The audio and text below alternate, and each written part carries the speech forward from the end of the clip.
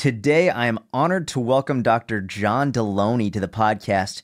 John is a mental health expert, best-selling author, and the host of the Dr. John Delony Show, where he guides people through some of life's toughest challenges, anxiety, marriage, parenting, with clarity, compassion, and humor.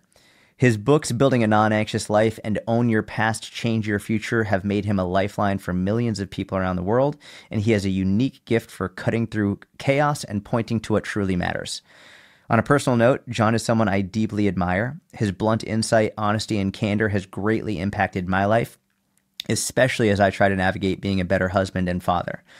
His work consistently pushes me to be a better human, and I have a feeling this conversation will do the same for you. Dr. John Delony, welcome to the podcast. Dude, that's the nicest thing you've ever said to me. 100% the nicest thing I've ever said to you. That's awesome, man. I feel like if I was saying that on a regular basis to you, it'd be odd. Yeah, we wouldn't be friends. Yeah, we wouldn't be friends. Yeah. It's good to see you, man. Dude, it's very good to see you. Again, congratulations. Thank you. This is amazing. Thank you. It's awesome. It's been a long time dream and goal of mine to be able to have a studio like this, to sit down with people like you. Yeah, so it's wonderful. So cool, man. Before we dive into all the meat and potatoes and fun stuff, who are you? I'm a dad and a husband, and in this iteration of my life, as my 15-year-old says, Dad, you're just a YouTuber. So that's what I'm doing now, I guess.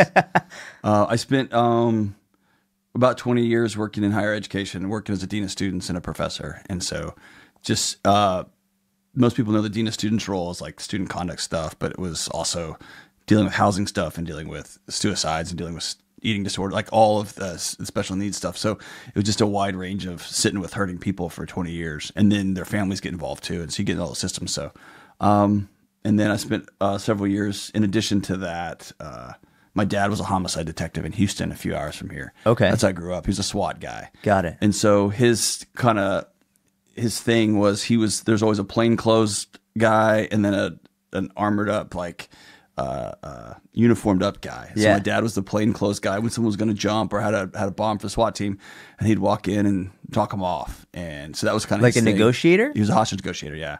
And so that's just what I grew up with. Wow. And so I think it was watching him just sit with hurting people all those years. I watched him walk into challenges when everyone was running out, and as a kid, that you just do what your dad does, right? Yeah. And so I worked with the police department also in here in Texas, just doing death notifications and sitting with people when their lives had blown up. So it's just that's been my career, is just sitting with folks, and then it gives you a real dark sense of humor too. So I like clowning around a lot too. What misconceptions do people have about you? I don't know. So, like, because you're a YouTuber, right? Yeah. You think people online, what do you think people might misconstrue or not understand about you? Like, do you ever look at negative feedback online? Like, what do you think people at first. I don't really pay much attention to it. Yeah. If I get too wrapped up in what people's perceptions are or misconceptions are, then I don't know, it gets pretty meta for me real fast, and I start being real performative. Interesting. And when I start doing that, then I dishonor the person who's sitting in front of me saying, hey, I need some help. Mm-hmm. My wife, when I had the opportunity to leave like my dream job at the university I was at, to come do this, my wife said something that was really important. She said, it was the night before I said, I'm going to quit everything and go work in media now. And by the way, at the time I had no social media. I had nothing. I had no idea what I was walking into. And she said, hey, if you build some kind of avatar, at some point that runs out. Yep. Like it will fall down at some point. Did she know you were going to blow up? No, God, no. I had nothing. I listened to 2 podcasts. I listened to like Atia, and then like a bunch of like comedians like making like sex jokes. I didn't know anything about any of this stuff. I didn't know until 6 months in, dude. I remember I had a team, and I was in a room with a big screen, and there was all these little thumbnails, which I didn't know what were called at the time, with my face. And I finally stopped the meeting. I was like, what is this? And this guy goes, that's your YouTube channel. You didn't even know you had a channel. I didn't know what that was. This is so 4 years ago. I thought YouTube was where you watched old like Pantera videos and where you could like fix a guitar or like your car or something. I didn't know about channels and I knew none of that. And so, but I told my wife, I was like, oh, dude, I'm going to be the real me. Just total jackass. And she said, okay, but if this doesn't work, then you're going to have to go to bed at night knowing America doesn't like you. Ooh. And she goes, I do. The kids do. Your friends do. But you're going to have to be able to sleep at night knowing you were really out there and it didn't work. And I was like, oh no, right? That was like, I thought that's the only way this works. And so I made a commitment right when I started to not get involved in, I've got a manager that I trust and he'll say, hey, you are like talking too fast or too slow, or you coming across real judgy or whatever. But I know your heart. So, and then I try to spend most of my energy just trying to sit with people. But probably the biggest misconception is I'm a big, tall, loud, tattooed up Texan. And I think it's easy to say, oh, I know how that guy votes. I know what he thinks about every issue. And so, probably the biggest misconception I get on the internet is I'm more compassionate to women than I am to men. And so, that's probably the most negative feedback I get. That you're more compassionate to women than to men. That I'm meaner. I'm more. Yeah, I pile up on guys, and I give women a pass on certain things. And so, why is that? Why do you think they come to that conclusion? It's probably true to some extent. Okay. And I'm getting more comfortable now, but I always am hesitant to speak into somebody's experience that I've never sat in your shoes. Yeah. Right. Yeah. And I've just sat with a lot of guys who were like, yeah, can you believe my wife said this? And I'm like, yeah, because you're terrible. Right. And on the other side of it, my wife's pretty amazing. So I don't have a lived experience with someone who just nags me to death, or I'm never enough. Or I have a Corolla wife who I'm like, hey, we can get a Highlander now. And she's like, Corollas are awesome. So I don't have a lived experience with someone who's like, I will have a Tahoe. And I don't know that person, right? Yeah. And so I tend to be more critical in the front end, but I'm learning. I'm meeting those women a lot, right? So okay, being more equitable there. One more question before we get into what do you think? What do you think the biggest misconception is? About you? Yeah. Because you see like an internet presence, but then you know me. Yeah, I mean, I do like when I go into your comments, when I do see people saying the thing about you're more harsh to men than you are to women. When I look at the people who are disagreeing with you, often I see the disagreements are coming from a place of really a lack of nuance. So for example, and we'll talk about this because I pulled a bunch of things I wanted to discuss, but you had a post that was something to the effect of like, you shouldn't ever yell at your kids. You shouldn't be yelling in your house. Yeah. You should and you basically were saying yelling is an adult temper tantrum. Yeah, it's immature. It's immature, and there's no reason to do it. And personally, I relate to this tremendously because growing up in my house, yelling was for my parents, and I love my mom dearly. Yeah. For my parents, yelling was mine too. Everything. Yeah. And what it taught me was, and I'm not removing myself from my own responsibility because I have had to learn this and take responsibility for it. But what it taught me was if I told the truth and I was yelled at, I would just start to lie. Exactly. So I started to lie all the time for things that didn't need to be lied about. That's right. I remember one time I was driving. I was like 27. Mm-hmm. I was driving and I was on the phone with my mom and she was like, where are you? And I was like, I'm in my apartment. Right. When I was driving and I'm out of the house for almost 10 years now. Yeah. There's no reason to lie. But I realized like, why am I lying for stuff that and I think it stemmed from yelling over things that like, if I told the truth, yelling, if I wasn't telling the truth, yelling, it was just yelling. So I resonated deeply with that. And that's what my wife and I try and do in this house, where it's like, we never ever yell. Right. There's no reason to do it. Yeah. So I would imagine that a lot of it just comes from people who maybe they're upset that you're calling them out on what they do, or they're not thinking about it from a more holistic, nuanced perspective. I get like, oh, so a truck is driving down the street. Yes, yell. You know what I mean? Yeah. And I think those I've kind of made peace with the medium. 99%. If you see me post like a black text post, yep, it's something I just messed up. And then those are almost always a note to myself. Okay. Never yell at your kids. It's an immature, because I just had an immature adult temper tantrum, right? And you even write that. You write note to self. I'll put it on there. Yeah. Like, don't do, like, you know what I mean? Like, your kid just got a bad grade. That's not a reflection of your humanity, your parenting. So don't let my kid prop you up, dude. Like, stop. And so they're almost always notes to myself. But yeah, if you are struggling in other areas of your life, it can feel indicting. Yeah. And a lot of people, when they feel called out, like the only response they have is just to throw a punch back. Yes. Right? Yeah. Instead of to look in the mirror and be like, all right. Fuck. You know, yeah, exactly. Yeah. Okay, so I actually pulled a bunch of quotes. Oh, sweet. And I wanted to dive deeper into them. Let's do it. And I didn't want to cut them down, so I'm going to read the whole quote and we'll go into it. So you said, dads, your daughter notices when you hold your wife's hand, when you open the door for her, and when you get up to carry the groceries in so she doesn't have to do it alone. Your daughter sees when you listen or not to your wife while she's talking. She sees you staring at your phone, ignoring her mom and the world around you. Your daughter learns from every single thing you do. She learns how she should be talked to, talked about, cared for, and loved. How you treat your wife will directly inform your daughter about her own value and worth. Do this one right. What made you write this? Two things. One is I was scrolling my phone and my daughter was probably 7 or 8 at the time. Okay. And it was hey dad, hey dad, hey dad. And it was driving me crazy. Like I was like, hey, I'm clearly doing something. Yeah. And I remember a haunting. It's when a kid disconnects, right? And she walked away. And I was like, yeah, it's literally, dude, I was just spooling reels, man. I was doing nothing of consequence. And there was that plus the coolest part about going back to grad school as an old guy is, and I've told the story a lot, like, is I had to do an internship again.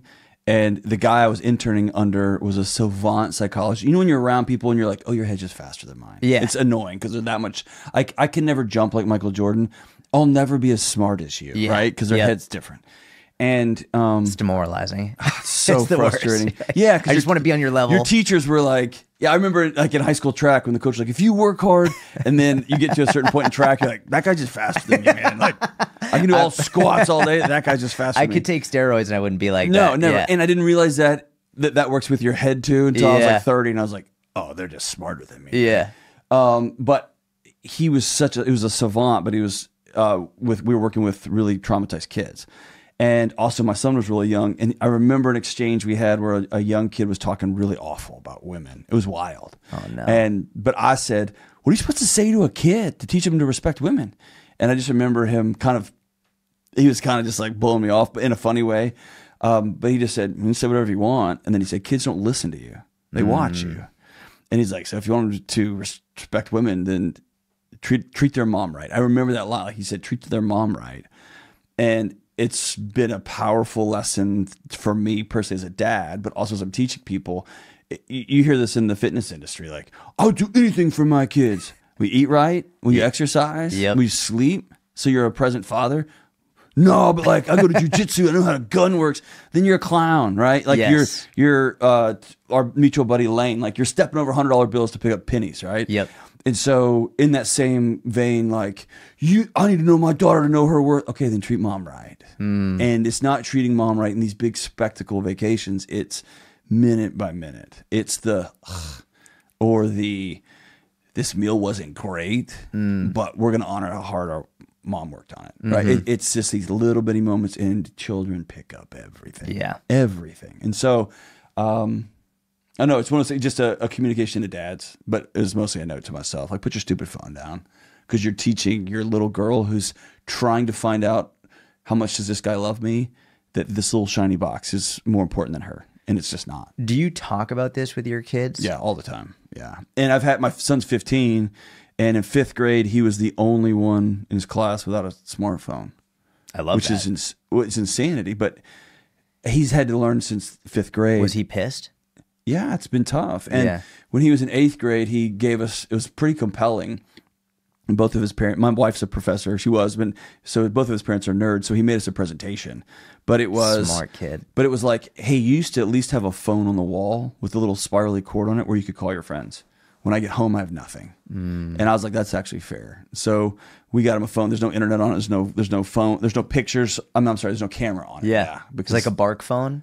It's an iPhone. We've taken everything off of it. Got it. Okay. And I mean, it's basically a Bark phone, but he's got to be able to text with his friends. Yeah. And I tell him, hey, we check your texts. Like, I'm not just going to let this go unfettered, because a text nowadays by an 8th grader, that will show up when you're 27 and they'll 100%. Fire you, right? Yep. And so we're handing kids just loaded weapons and they're just walking around with it. Yep. And dude, you know what's funny when you're 8th grade? Everything. Dumps. Like, everything's funny. Yeah. And it just doesn't age well. So that's my job as a parent, to make sure.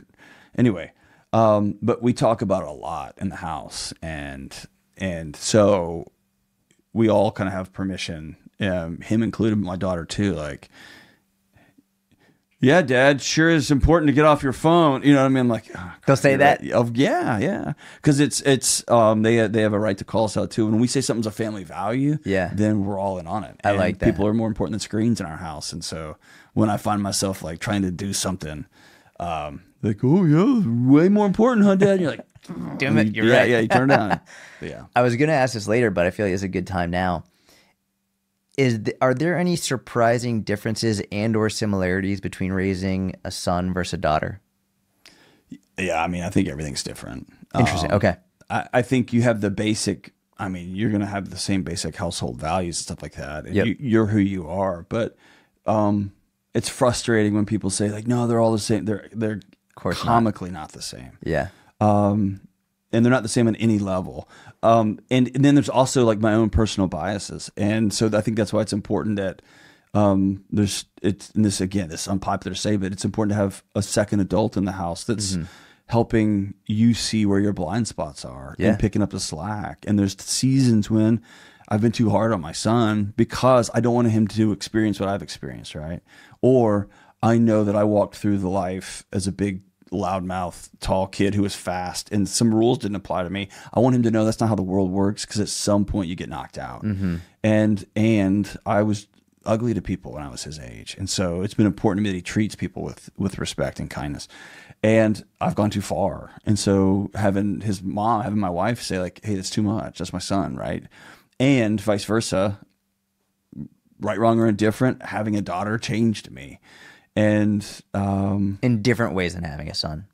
Yeah, and it was the most important thing. And I didn't talk about this very much. And then it was our mutual buddy Sal was like, I love Sal. He's one of the greatest people who lives. Yeah, Sal and Adam and those guys and Justin.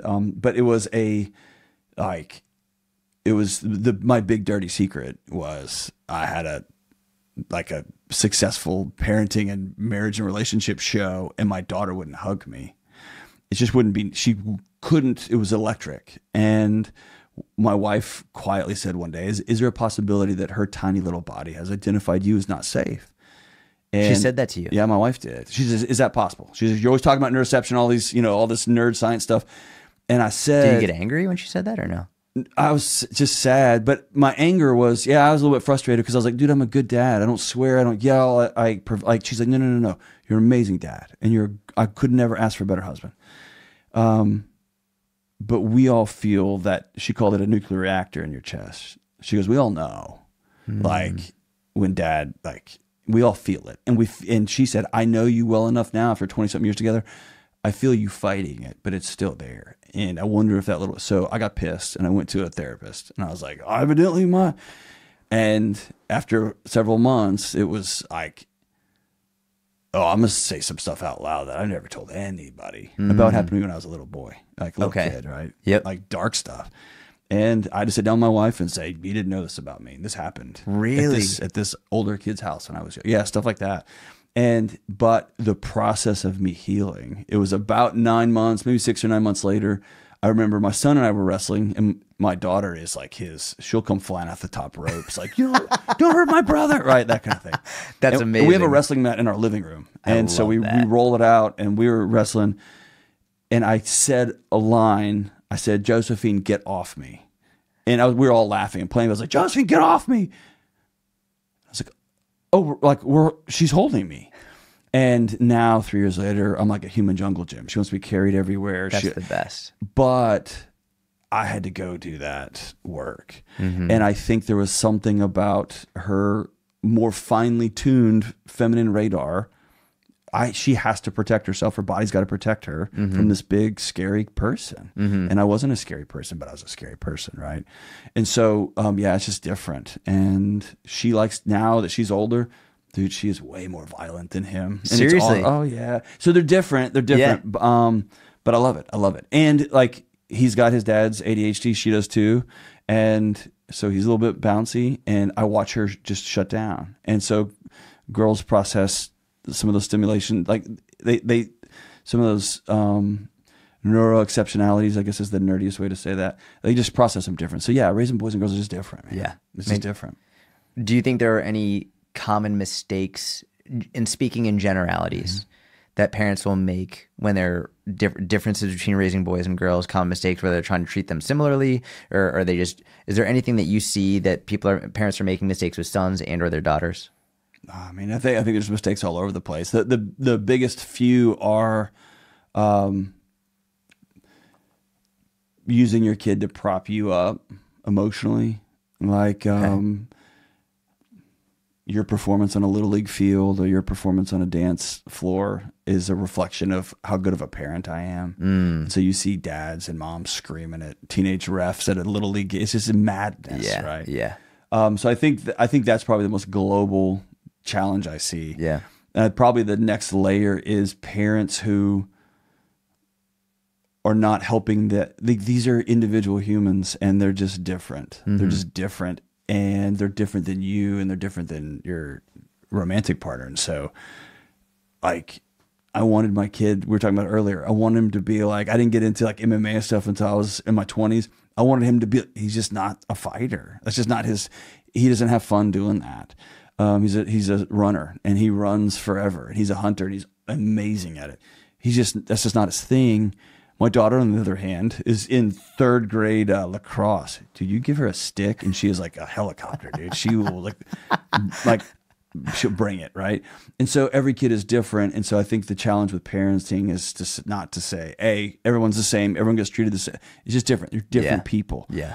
And if I yell in my house, my son shuts down, and my daughter's like, "Oh yeah," and then she goes and cries. Right. So it's every kid is different, but I think the role of parenting is, how do I help you become the best version of you, instead of how do I make you become the person that I think I want you to be, or more terrifying, the person that I never got to be or that I wasn't. So I want you to be everything I didn't get to be, or whatever. Uncle Rico syndrome, right?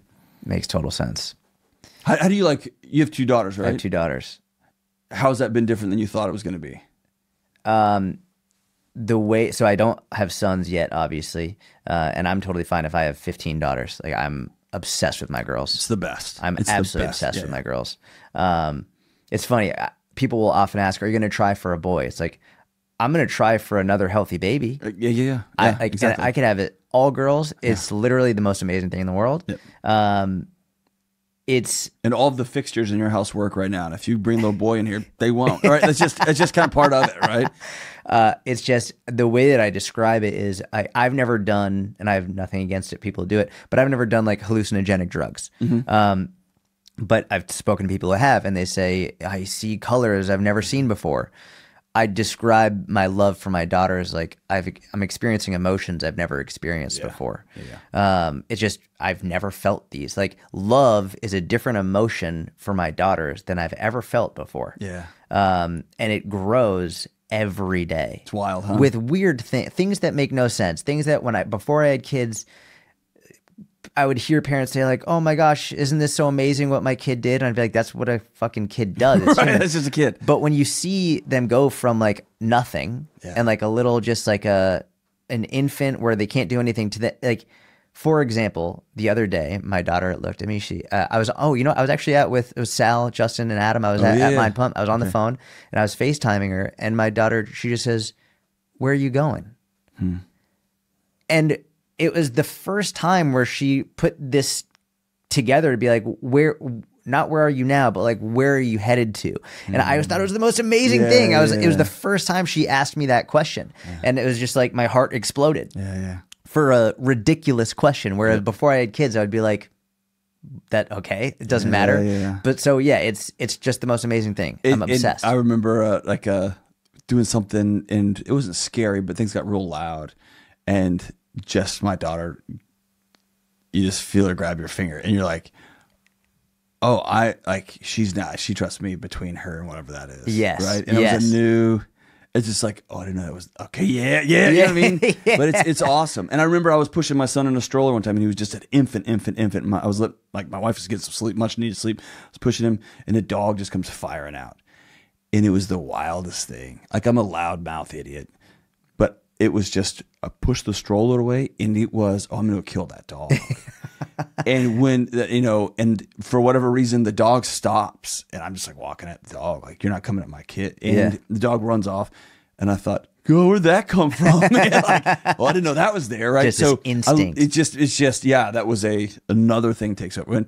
So yeah, I love that. Yeah. I love finding new parts of my. Yes. So, and when my wife got pregnant with Josephine, I remember a lot. We had 3 miscarriages in between, and just all the gnarliness. But I remember when she got pregnant again, I was kind of nervous because I couldn't imagine loving something as much as I loved my son. Yes. And then she's born, and I was like, oh, your heart just opens up another chamber. Yes. It's wild. It's wild. Yeah. It's crazy. So, yeah. Okay, we're going to go to another quote.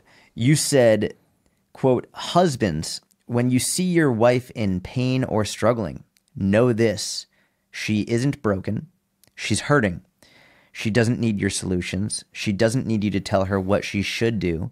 She needs you to ask, what are 1 or 2 ways I can best love you right now?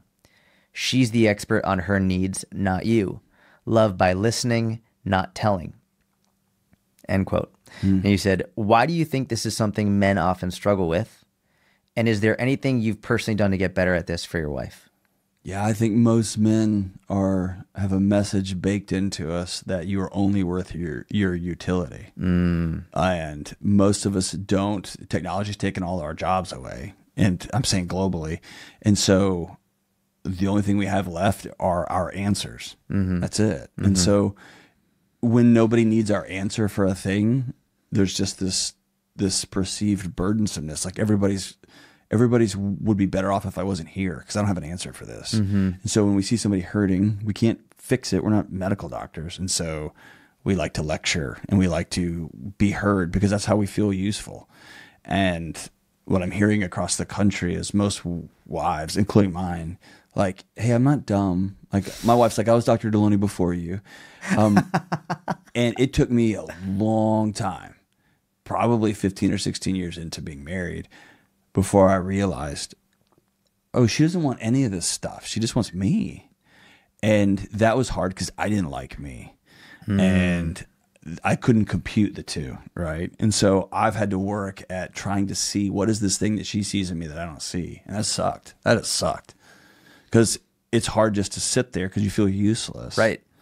And so that's where...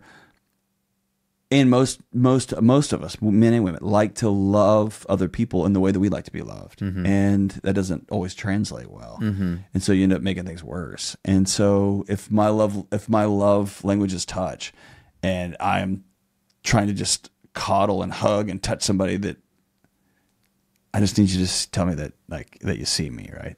Then you end up making it worse. And so asking that question, how can I love you right this second? Like, give me a thing I can do.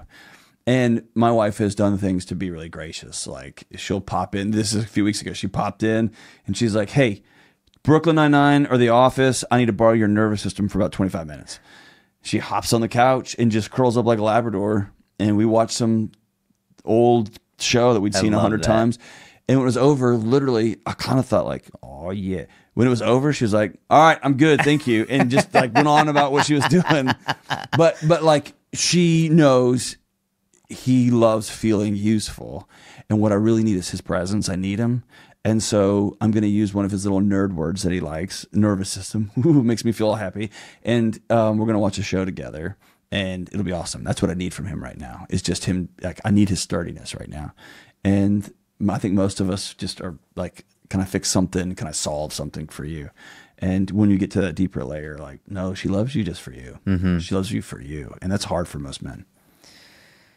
How have you seen some women struggling to communicate what they need effectively? Absolutely. How can they improve Well, because that? women have been told it's the women industrial guilt complex. Every feeling you have is wrong. Every thought you have is wrong. Everything that you want to do is wrong.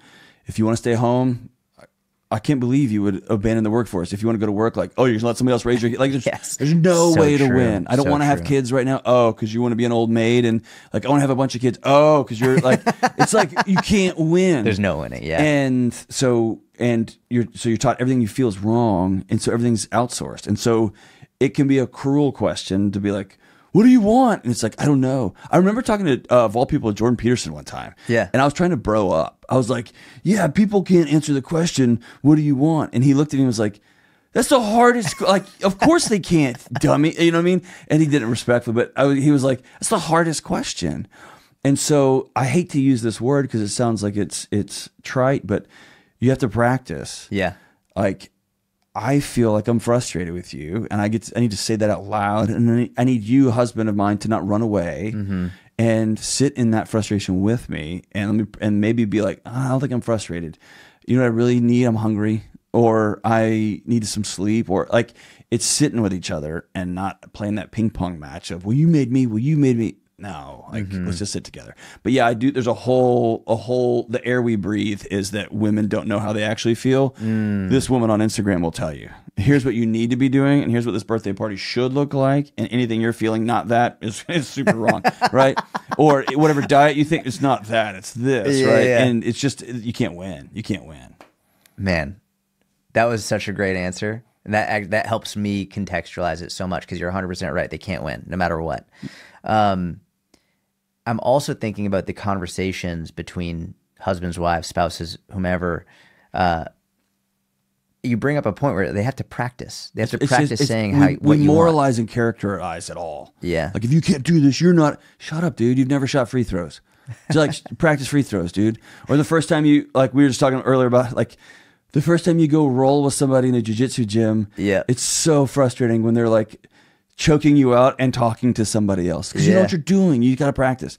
And so if you've never sat when somebody else is hurting, you have to practice that because it's really uncomfortable at first. Got to put your phone down. Put your phone down and Look them in the feel eyes. how uncomfortable this is. Yeah. This sucks. Yeah. I can't make her less frustrated. I think I could go fight her boss and that won't help, right? And so I have to sit here because her boss said something really mean to her. Yeah. And she's smart and she's a professional. She can handle it. What she needs from me is not to go solve that for her. Like we're in high school. She needs me to sit with her. And by sitting with her, I'm telling her, I trust you with what happens next. And no one's ever done that for her. Her mom told her what to say. Her dad told her what she should wear and what she should look like. No one's ever said, hey, I trust you. I think your feelings are going to be right on this. Or I think your next move's going to be right on this. And golly, you just have to practice that. And it's not fun. It's like what you were saying, the dads who were like, I would die for my family. It's like, but would you get healthy for your family? It's like, exactly right. You die for your wife, but would you sit down and listen to your wife? You just listen to your wife. Yeah. And that comes back to some of the masculinity conversations. I still think the old tropes like protect and provide, I think those actually work, except that the data just came out the other day, 25 to 35-year-old women now earn more than men. Oh, interesting. They're making more money. And so maybe providing isn't a bank account number. Maybe providing is a safe, quiet place for your wife to speak out loud and not get lectured yet again on something. Or maybe protection is protecting. Yes, it's good. If the neighborhood breaks down, sure, know how to handle yourself. That's human 101. But maybe protect her emotional self, or her emotional intelligence, protect her spirit on a particular issue, protect the family finances, and don't spin yourselves into a hole, right? So I think those words still matter, but they're just different contexts now. The world's different, man.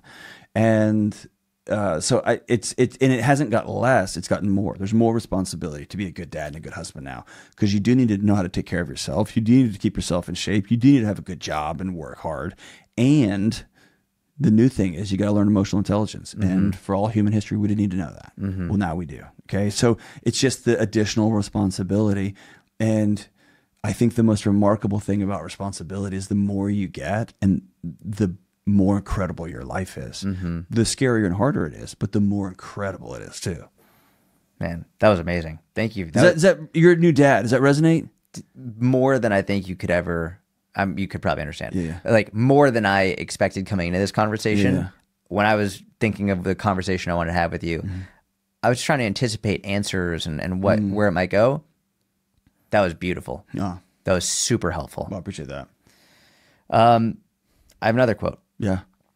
You said, quote, You sound like kind of like my wife. She's like, here's what you said. Right? I'm like all puckered up like, oh, what did I just say? Plucked out a bunch, and there are other questions I have as well. No, rip them, dude. Like, I love this. It's helpful to me.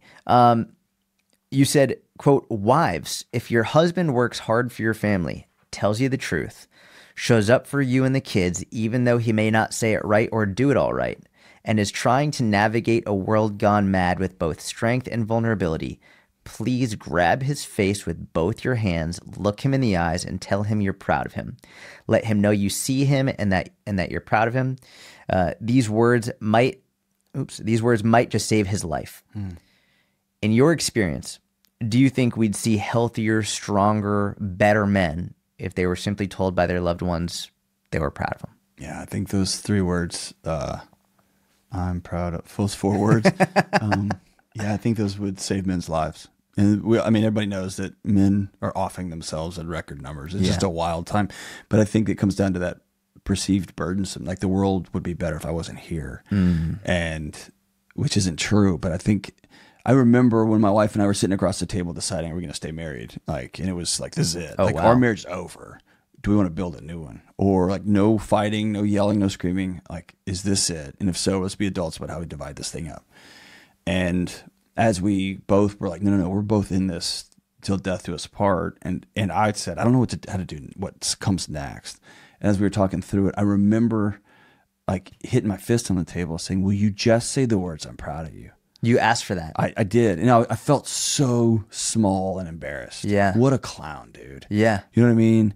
You have a beautiful wife. You got healthy kids. You have a great job. Like, she doesn't have to say this. But I was like, will you just say those words? And she was like, what? And I remember saying all of this as me trying to get your approval. And she's like, you've had my approval since the day I saw you playing guitar in college. And I was like, I'm going to marry that guy. And I said, I know, but and now it's become a thing. So I do a lot of public speaking stuff, and I have always, since I was a little bitty kid, been obsessed with stand-up comedians. I think they're the prophets of our time. Yes, agreed. And so, like, to really like push myself, like I'm trying to think of the scariest things I can do and just go do it. I booked a thing at our comedy club here in town in Nashville. An open mic? No. Like, I put up on Instagram and sold out the show. Shut the fuck Me and up. my buddy George did. And then we sold out a second show. And I was like, oh, they're coming, right? You have a big Instagram presence. You just sold it out. Like, oh, they're coming. And you're going to... Just jokes. Like, we're doing this. Wow. And so they showed up. And the first set was rocky. The second one was great. And then I said, I'm going to do this again. That next was sold out. And I said, I'm going to really like try to bring it. And I'm not going to lie to you. It was a good night. It was awesome. You know those moments when you're on stage and like this one just went great. Yeah. And when it was over, my wife texted. She was in the audience. And she usually doesn't come, she was in there. She said, that was great. And I got home a little bit early. Like, I left the club early, and the funnest parts of being around comedians is the green room, right? Hanging out in the back. Yeah. And I left early. Like, oh my God, I'm going to go kind of revel in this. And I needed like a little extra applause when I got home because I was a needy, insecure loser. And I walk in the door, and she's like, I was like, hey. And she goes, is there any chance you could take Hank to school in the morning? I've got a thing. And I was like, yeah, I'd take him. She goes, all right, well, I'm going to go take a shower and I'll see you in the morning. I was like, dude. And come to find out, like, after me moping around for 3 days, like, she doesn't appreciate. And my son, when I woke up, of course, he's just digging. He's like, Mom said your show wasn't very good last night. And I was like, I knew it. And he's like, she didn't say that, Dad. She said it was awesome. And I was like, well, she didn't tell me that. I was like such a third grade baby. This is like a month ago, dude. This is not long ago. And so I was just such a brat. And when we talked about it, I was like, hey, you just texted. And she goes, I told you a couple of days later that the first 17 minutes were amazing. And I was like, well, I just heard that as the back 38 minutes were awful. Like, I was just such an insecure clown. But it came down to like, oh, this is so needy. Will you just tell me, hey, that was great? And she's like, I'll tell you that was great. And she goes, I realized I texted that to you. And I tell you, don't just text me, I love you. Like, I want you to say it. Like, so we're still figuring it out. And it's good for me to be like, what a needy, insecure little whatever. And my neediness is real. Yeah. And she loves me. And she's like, I can lean into your neediness every once in a while. And that's a good thing. But still figuring out how to navigate the communication part and the I'm proud of you and I love you. Those are just important things to say. And there is like a nervous system regulation with touching people in the face and all the extra nerves in their face, like all that. So there's something about stopping the presses. Everything's down. I'm looking you in the face. I'm holding you. I'm looking you in the eyes and saying, I'm proud of you. Like, I see what you're doing for our family and thank you. And there's something that is just like a shot in the arm for a dad these days. It's helpful because... And the whole country is telling dads that everything bad is y'all's fault. Yes. Everything is your fault. Yeah. Everything, every misfortune, every awful thing, every bad thought, every pain is all your fault. And y'all are idiots and you're stupid. Sit down and shut your mouth. Mm-hmm. And we've been told since we were little kids, if you wiggle, something wrong with your brain. And we're going to take away recess. We're going to take away the arts. We're going to take away all these forms of expression. And if you can't just sit there, there's something wrong. There's diagnosably wrong with you. We need to medicate you. Yeah. You've got to shut you up, right? And so the message is all the way through. Something's wrong with you. You're failing us. You're not doing it right. You're not doing it right. And there's something about seeing somebody trying real hard and just saying, I see. Like, you're seeing that I know, and I'm proud of you. God almighty, dude. Just saying that right now makes me so like, good. It does, man. It does. You know? It's also helpful because we often say, especially to women, like, just tell me what you want. Tell me what you want. Like, I can't read your mind, right? But then if we need someone to say, I'm proud of you, it's like, well, they can't read our mind. Maybe we should just, because I also feel like curling up inside, like asking, can you just say that you're proud of me? Oh, like, it's embarrassing. It's totally embarrassing. Yeah. But that we should be able to say, like, listen, if I can't read your mind, you can't read my mind. And if that's what I need from you, I need to verbalize that. But even the idea of a guy having needs is weak. Yeah, correct. And I also think I'm still rolling around with this, and so I haven't landed, so I may change my mind on it. I think that we have I think we use the word need too much. I think we weaponize the word need. Okay. We need food, water, and oxygen. Yep. You don't need sex. Yep. You want it. Yep. You don't need somebody to say, I'm proud of you. You really want that. And so when I say, I need fill in the blank, what I'm doing is I'm handing you a cinder block saying, all of me is dependent on you. That's a lot. A vulnerable, more honest thing is to sit down and say, I want you. I want to sleep with you more. I want to be with you more. I want you to say, I'm proud of you. Like, I want that. And that's a scarier, more vulnerable thing. It's easier to say I need because I'm forcing that on you. I want is a scarier thing. And I think it's more honest. And when you can get, when women, I often get from men, how do I get my wife, like, how do I get sex off a chore list? Because I feel like I'm just getting a check mark. And if you were walking around being like, I need more sex.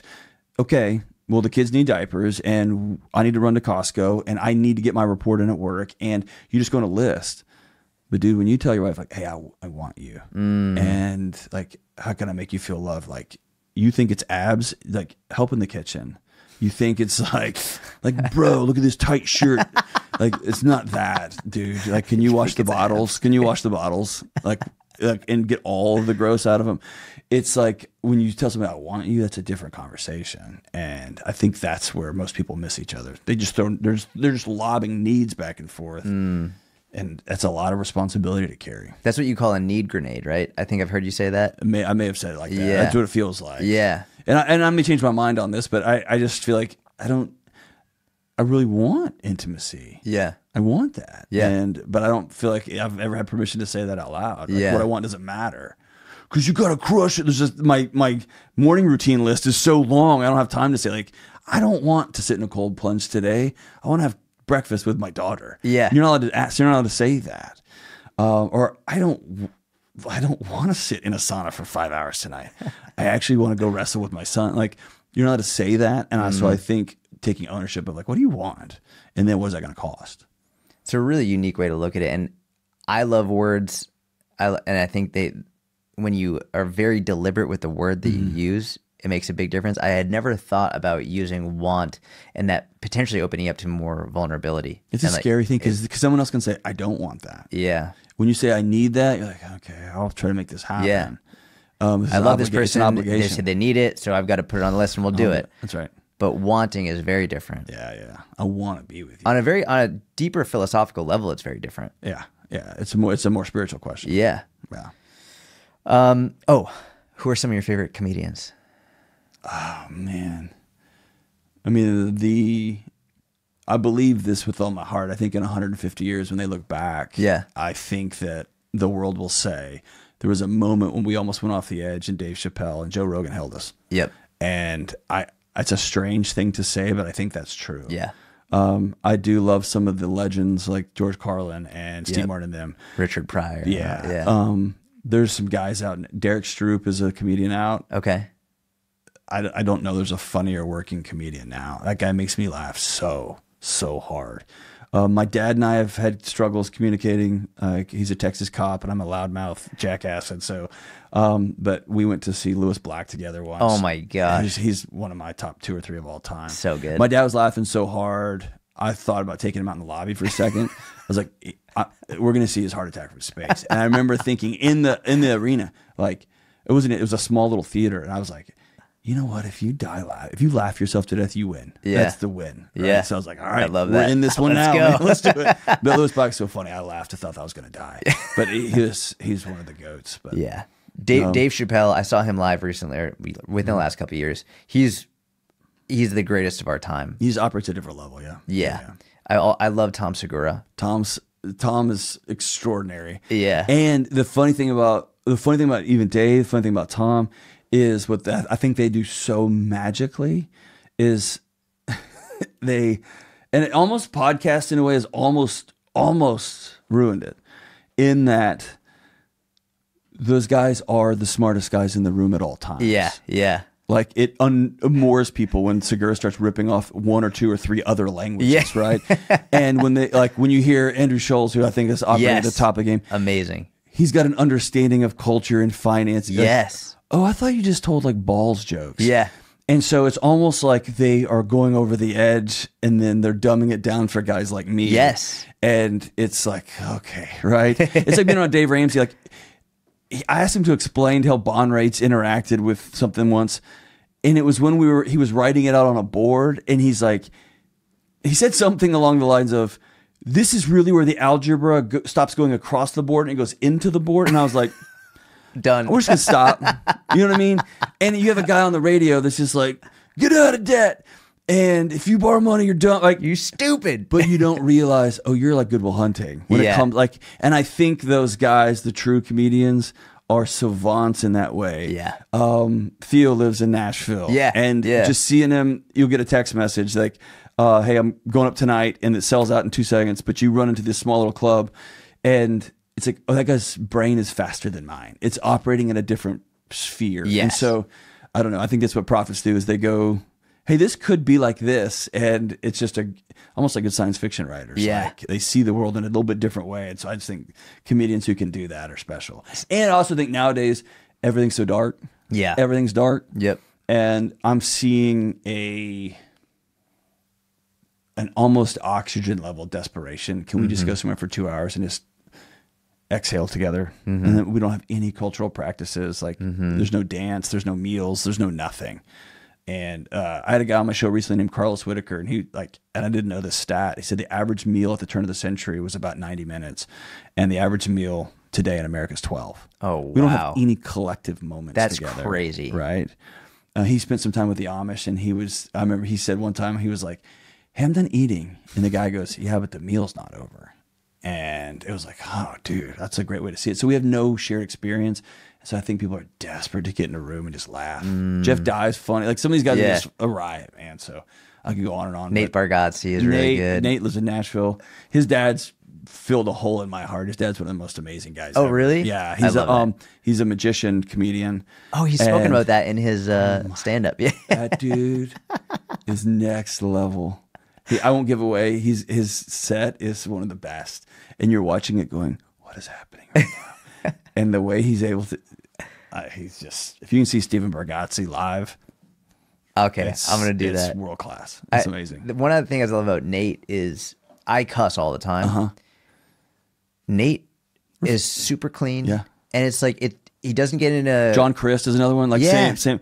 They don't swear. They let it rip. And I feel like it takes more skill. Infinitely more skill. I remember Jerry Seinfeld talking about the craft. Being like, it's easier to say this word. What's the hardest way I could do this? The most challenging. And I love that. Yes. I love that. Yeah. And then Andrew Schultz is... You brought up how smart these comedians are. Andrew will go all over the world and he'll adjust his routine based on where he is and the politics of where he is and the culture and the verbiage that they use. It's absolutely incredible. Well, and that's where I think, honestly, like folks who, and again, I get kind of beat up about this, but I think most people, like I sat with hurting kids who wanted to kill themselves for various reasons. And so I get wanting to get up and march on their behalf. I get that. Dude, I've seen it, man. And like struggling, kids who were kicked out, you can't come home for Christmas because of XYZ, and you can never eat with your family. I've been with those kids my whole career. So I get it. And my best, oldest friend on planet Earth is a paraplegic because one of his frat brothers ran a stop sign and the week after graduation. The most dishonoring thing I can do to him is pretend he's not in a wheelchair. The greatest gift I can give him besides my friendship is to let him be seen. And so what comedy clubs do is there's an incredible, she lives in Nashville too. Her name's Fiona. She's in a wheelchair and she lets it rip. And when you see guys like Schultz come in and say, hey, I'm going to go straight in the middle of this and call this cultural thing out, this weird religious thing out, your disability out. I'm going to call it out because that's the greatest gift I can give you is that you're seen and you're a part of this too. Yes. And I think losing the sense of humor and losing the, hey, I know that you're struggling with X, Y, and Z, but also it's kind of ridiculous, right? And knowing that. I got off set and a buddy of mine, like a guy I work with, he's a riot, but he's a little person. And he wrote me, he was like, dude, not one little person joke. And I was like, oh, I didn't know you were in the audience. Next time, I'm bringing it. And he's like, I even had it. He sent me the joke. He's like, this would have been, and I was like, actually, that would have been a funny joke. But like, it's letting people be known and seen. Yeah. And I think that's what comedians are the last people that have permission to do that. Is to be like, oh, I'm going to go right there. I'm going to go right there. And you see these entirely Muslim audiences dying laughing, or these Asian like saying stuff. I'm like, I can't say that, and they are dying. It's like, oh, I see you, right? And gosh, dude, I mean, I love it. It's a gift. If you look at like the history of comedy and going back to like court jesters, for example, the court jester was the only one who could make fun of the king, the only one, and not be killed. That's right. And it lets the pressure out. Yes, right. It lets all of the. All right, we all know the king does this. Yes, and even the king knows the king does this, but you can't say that. He can. He can say it. And everyone goes, all right, good, right? There was something on Rogan when he was interviewing Trump. Yeah. There was something, and I maybe I'm crazy. I think this was the moment when Trump was going off on one of his Trump things. His weaves. But he said, yeah, and the far left says these things about me, and I don't know why. And Rogan said, I do. You say wild crap. And he was like, he looked at him, and then he said, when he goes, you say wild things. And Trump goes, nah. You know, and it was okay. Finally, somebody said it. Yeah. And he goes, all right, yeah. And for whatever reason, that was the court jester going, hey. You say some crazy shit, dude. All right. And for whatever reason, that was the moment, like, all right, if he knows, then we'll look past all this other stuff. If you know, then okay. Yeah. And it was just this. Yeah. And so that's such a good point. I think comedians just are the last ones allowed to say anything. Yeah. And yeah, and then this really special ones like Nate and John Chris, those guys who can take a math homework and make that hilarious. Just, I can't breathe. I'm laughing so hard. Yeah, I can't breathe. It's the best. Yeah. It's just, I don't know. It's just a magic gift, man. So hey, if you're like literally, if you're struggling in your life, just commit to go to a comedy club. Oh my gosh. It's the best. Once a month. And you're going to have some rough nights. Yep. And it's like, this is not funny. But you know what else? You get that collective awkward together. Yes. And everyone goes out and be like, ah! And it was so awkward. And there's something humanizing about that, right? I don't know. The whole thing is just a gift. I did stand-up comedy 4 or 5 times. Did you really? Yeah. So I did it when I lived in Israel. I did it in, Were you New York nervous? City. Of course. Petrified. Bro, the most nervous I've been in probably in 10 years. Petrified.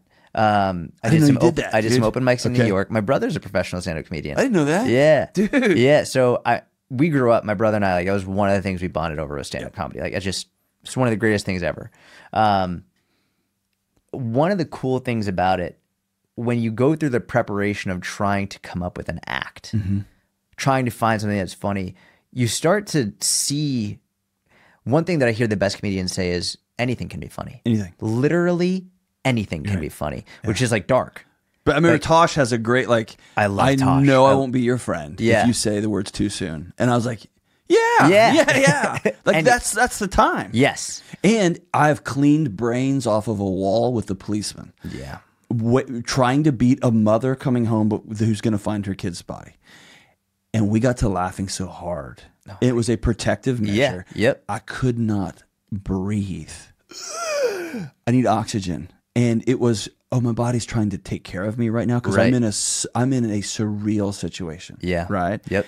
And there's something that your body's like, I'll help right now. Yep. We're going to go to that. We're going to laugh. Yeah. Right? And there's something dark about, or go to any funeral in a cultural funeral, especially. Yeah. There is deep weeping and there's always laughing, and it feels awkward when you're laughing. Yep. And if you look at the research on grief, that's how you heal. Yes. That's how a community heals. I have a friend who worked at the Holocaust Museum in Israel, and he told me the darkest jokes in the world are told in the break room of the Holocaust Museum. I bet so. And they have a limit on how long you're allowed to work there because it can just take such a toll on you. Yep. But the way that these experts in the Holocaust and the people who work there and give tours deal with it is they tell the worst jokes you could ever imagine. It's black humor. Yeah, it's really dark humor. Yeah. But like, what else are you going to do? That's exactly right. You're going to let it eat you alive? That's right. Yeah. And a few months ago when it was like things were getting real heavy, I thought it was hilarious that I sent you like a nativity thing. Yeah. Right? Like, and I knew like Jordan's my friend and there's nothing funny happening right now. Yeah. So let's make it. I hope this is funny. Yeah. It's like, but I appreciate folks who get, when I'm just in my darkest moments, will like poke, right? And you're like, we're all still breathing. We're all still breathing. We're all still breathing. We're all still breathing. And it's, I don't know, it's life-giving. Yeah. Okay. So moving on, I have a couple more quotes. Are you good on time? Dude, I'm all day. Okay. All day. All right. You said, quote, "We rob people when we don't ask for help because it's one of the greatest gifts in the world we can receive when someone says, 'Hey, can you help me?'" Can you explain this? Yeah. Thomas Joyner is a researcher, a suicide researcher out of Florida State, I think. And there's been some pushback here and there, but he came up with a 3-legged stool for like when you're trying to assess suicidality, is someone going to take their life or not? And I've mentioned a couple of times here accidentally, but this idea of, do you have a plan and do you have the ability to die by suicide, right? And like every cell in your body is programmed for one thing, and that's to get to the next minute, to get to tomorrow. So to override that system is a big deal. And the third one was the perceived burdensomeness, this idea that the world would be better without me. And if you read anything nowadays, everyone's talking about how lonely everybody is. But I think there's another layer to that. We have created a world that's freaking amazing, dude. I don't have to ask anybody for a ride to the airport at 4:30 a.m. I just Uber. And I don't have to ask my neighbor for eggs or sugar. I can just Instacart it. And even Netflix, bro, took this away. Yeah. I don't have to ask anybody like, hey, you know any good shows? Netflix is like, hey, I know you better than your wife does. Wild. You don't have to push. You don't have to flip channel. I'm going to start the next show for you. And we're like, okay, right? It just takes it from us. And so in solving for all these cool problems, I don't even have to exchange money with my driver. We're going to take all awkwardness away. We've all sat in our house and we say this all the time. I don't want to bother them. Like, I remember when I was really struggling with what I've come to understand as a grown man as an eating disorder. I didn't want to bother you. And I didn't want to bother Sal. Like, and I was like, I don't want to bother those dudes, man. People are hitting them up for stuff all the time. I'm a call, right? And what I've realized is the greatest gift you can give somebody is, hey, you have something like that could help me out. Will you help me? And you're in the space. People are probably always hitting you up for, hey, can you do this? Can you do this? Yeah, of course. And you know there's vampires and parasites, and those are like, well, then I need to be a grown man and have boundaries. Yep. But also, dude, when you have a friend that calls and says, I hate to bother you, but like, dude, absolutely yes. Like, it's the greatest gift. Yeah. And you hang up. And when I'm driving to the airport at 4 a.m., I'm like, good, why don't you just freaking Uber, dude? This sucks, man. It feels awesome. Yeah. Right. And so even complaining and whining is part of the deal. But there's something life-giving about somebody asking you, can you help with this thing? And I think we've just, for solving for convenience, we've starved our entire culture of any sort of purpose and role. And now the only purpose we have is who we all hate together. That's it. We have nobody that we serve on a day-to-day basis.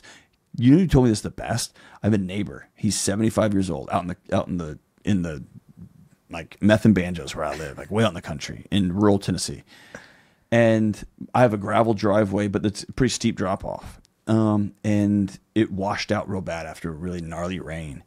And I said, hey, you have this tractor. He was out grading his, and he just goes out there with the tractor and regrades it every time. And I said, hey man, could you help me out? I can hardly even get my cars out. He's like, I'll take care of it. Well, I sent my son over with an envelope full of cash, like some money. And a couple months later, I'm out in the front yard doing something, and I'm walking, and he said, hey, don't you ever send money over to my house again. He's an old 74-year-old farmer. And I was like, hey man, if like somebody does a job, I want to make sure they're compensated. And he said this. He goes, I'm your neighbor. This is what we do. And I was like, okay, man. You know, and I kind of blew him off. Yeah. After deer season, I had way too much. The limit for deer in Tennessee is 3 a day for the whole season. And so my wife has these massive gardens. And so I took a whole bunch of extra venison that we had. And my wife had all these extra, it's in the season when there's just cucumbers and strawberries and everything coming in one day. And I told my son, hey, let's take these over to the neighbor. He was out working doing something, overalls a whole bit. And I came over and put this. Old man started crying. He put down his thing and he gave me a big sweaty overall hug. And he said, thank you. And I was like, oh, okay, now I get it. The idea that like you went out with your time, with you, like you worked the soil, like you went out and hunted this, like that's what neighbors do. We don't just throw money at each other. And I have a relationship with this to that guy. And now I have no problem. Hey, can you help me with this thing? Absolutely. And he'll come over. Hey, can you guys help me with? And I'm smiling now thinking about. I light up, and that's what neighbors used to do, and that's what friends used to do. And now, the best friend doesn't bother the other friend, and that just sucks. It's a blessing to be able to help someone. Yes. Yeah. And it's like the other side of it. There's a practical side. I will never, ever, ever Google what air conditioner to buy. Because my other buddy, I'm Hyper John, he's Fat John. Fat John is the CFO of an air conditioning and plumbing company. I just Google that guy. I text him, hey, what's the air conditioner I need to buy a new one? He says, get this one. I don't even ask. Yeah. Like, I don't ask the people, like, I need this air conditioner. Like, well, we're running this, but I want that air conditioner. And they're like, okay. And my buddy's a banker. They're all driving into Fort Worth for our show tonight. He drives 5 hours to see his old knuckleheaded buddy, and he's a banker. Between him and Dave Ramsey, do you think I ever look at any financial news at all? Right? Because they don't sell me anything. What do you guys do with your money? Oh, I do this. All right, I'm going to do that. Yeah. Because I don't know anything about finance. I'm not smart at that stuff. And so I think it's just a blessing to have those people in your life. Yeah. You don't have to think about it. You Yeah. know what I mean? And I call you like, hey, man, and you're like, I wouldn't do that. I would do like that, and that's awesome, man. So I don't know. It's a blessing both ways, and we've just overnight extracted it out of our culture. And so I think we're walking around purposeless and aimless. And I think the greatest gift you can give somebody is to come back and say, like, hey, could you help? It's a blessing. You said feeling triggered is not an eternal excuse to opt out of my relationships or my work and demand that the rest of the world bend to my feelings. A trigger's job is not to tell me the truth. A trigger's job is not to tell me the truth. Its job is to spark action. Feeling triggered is not something for the outside world to fix, heal, or solve. Feeling triggered simply means that for whatever reason, my body doesn't feel safe, and it's my job to either get to safety or dig in and figure out why my body is at war inside my own chest. Yeah. Explain that. I think we're in a dangerous place culturally because everybody is expecting everyone else to walk around triggers, and triggers are real and they're important and they're not a way to live your life. And so, if talking about sex makes you shut down, then you need to talk about it way more with a professional.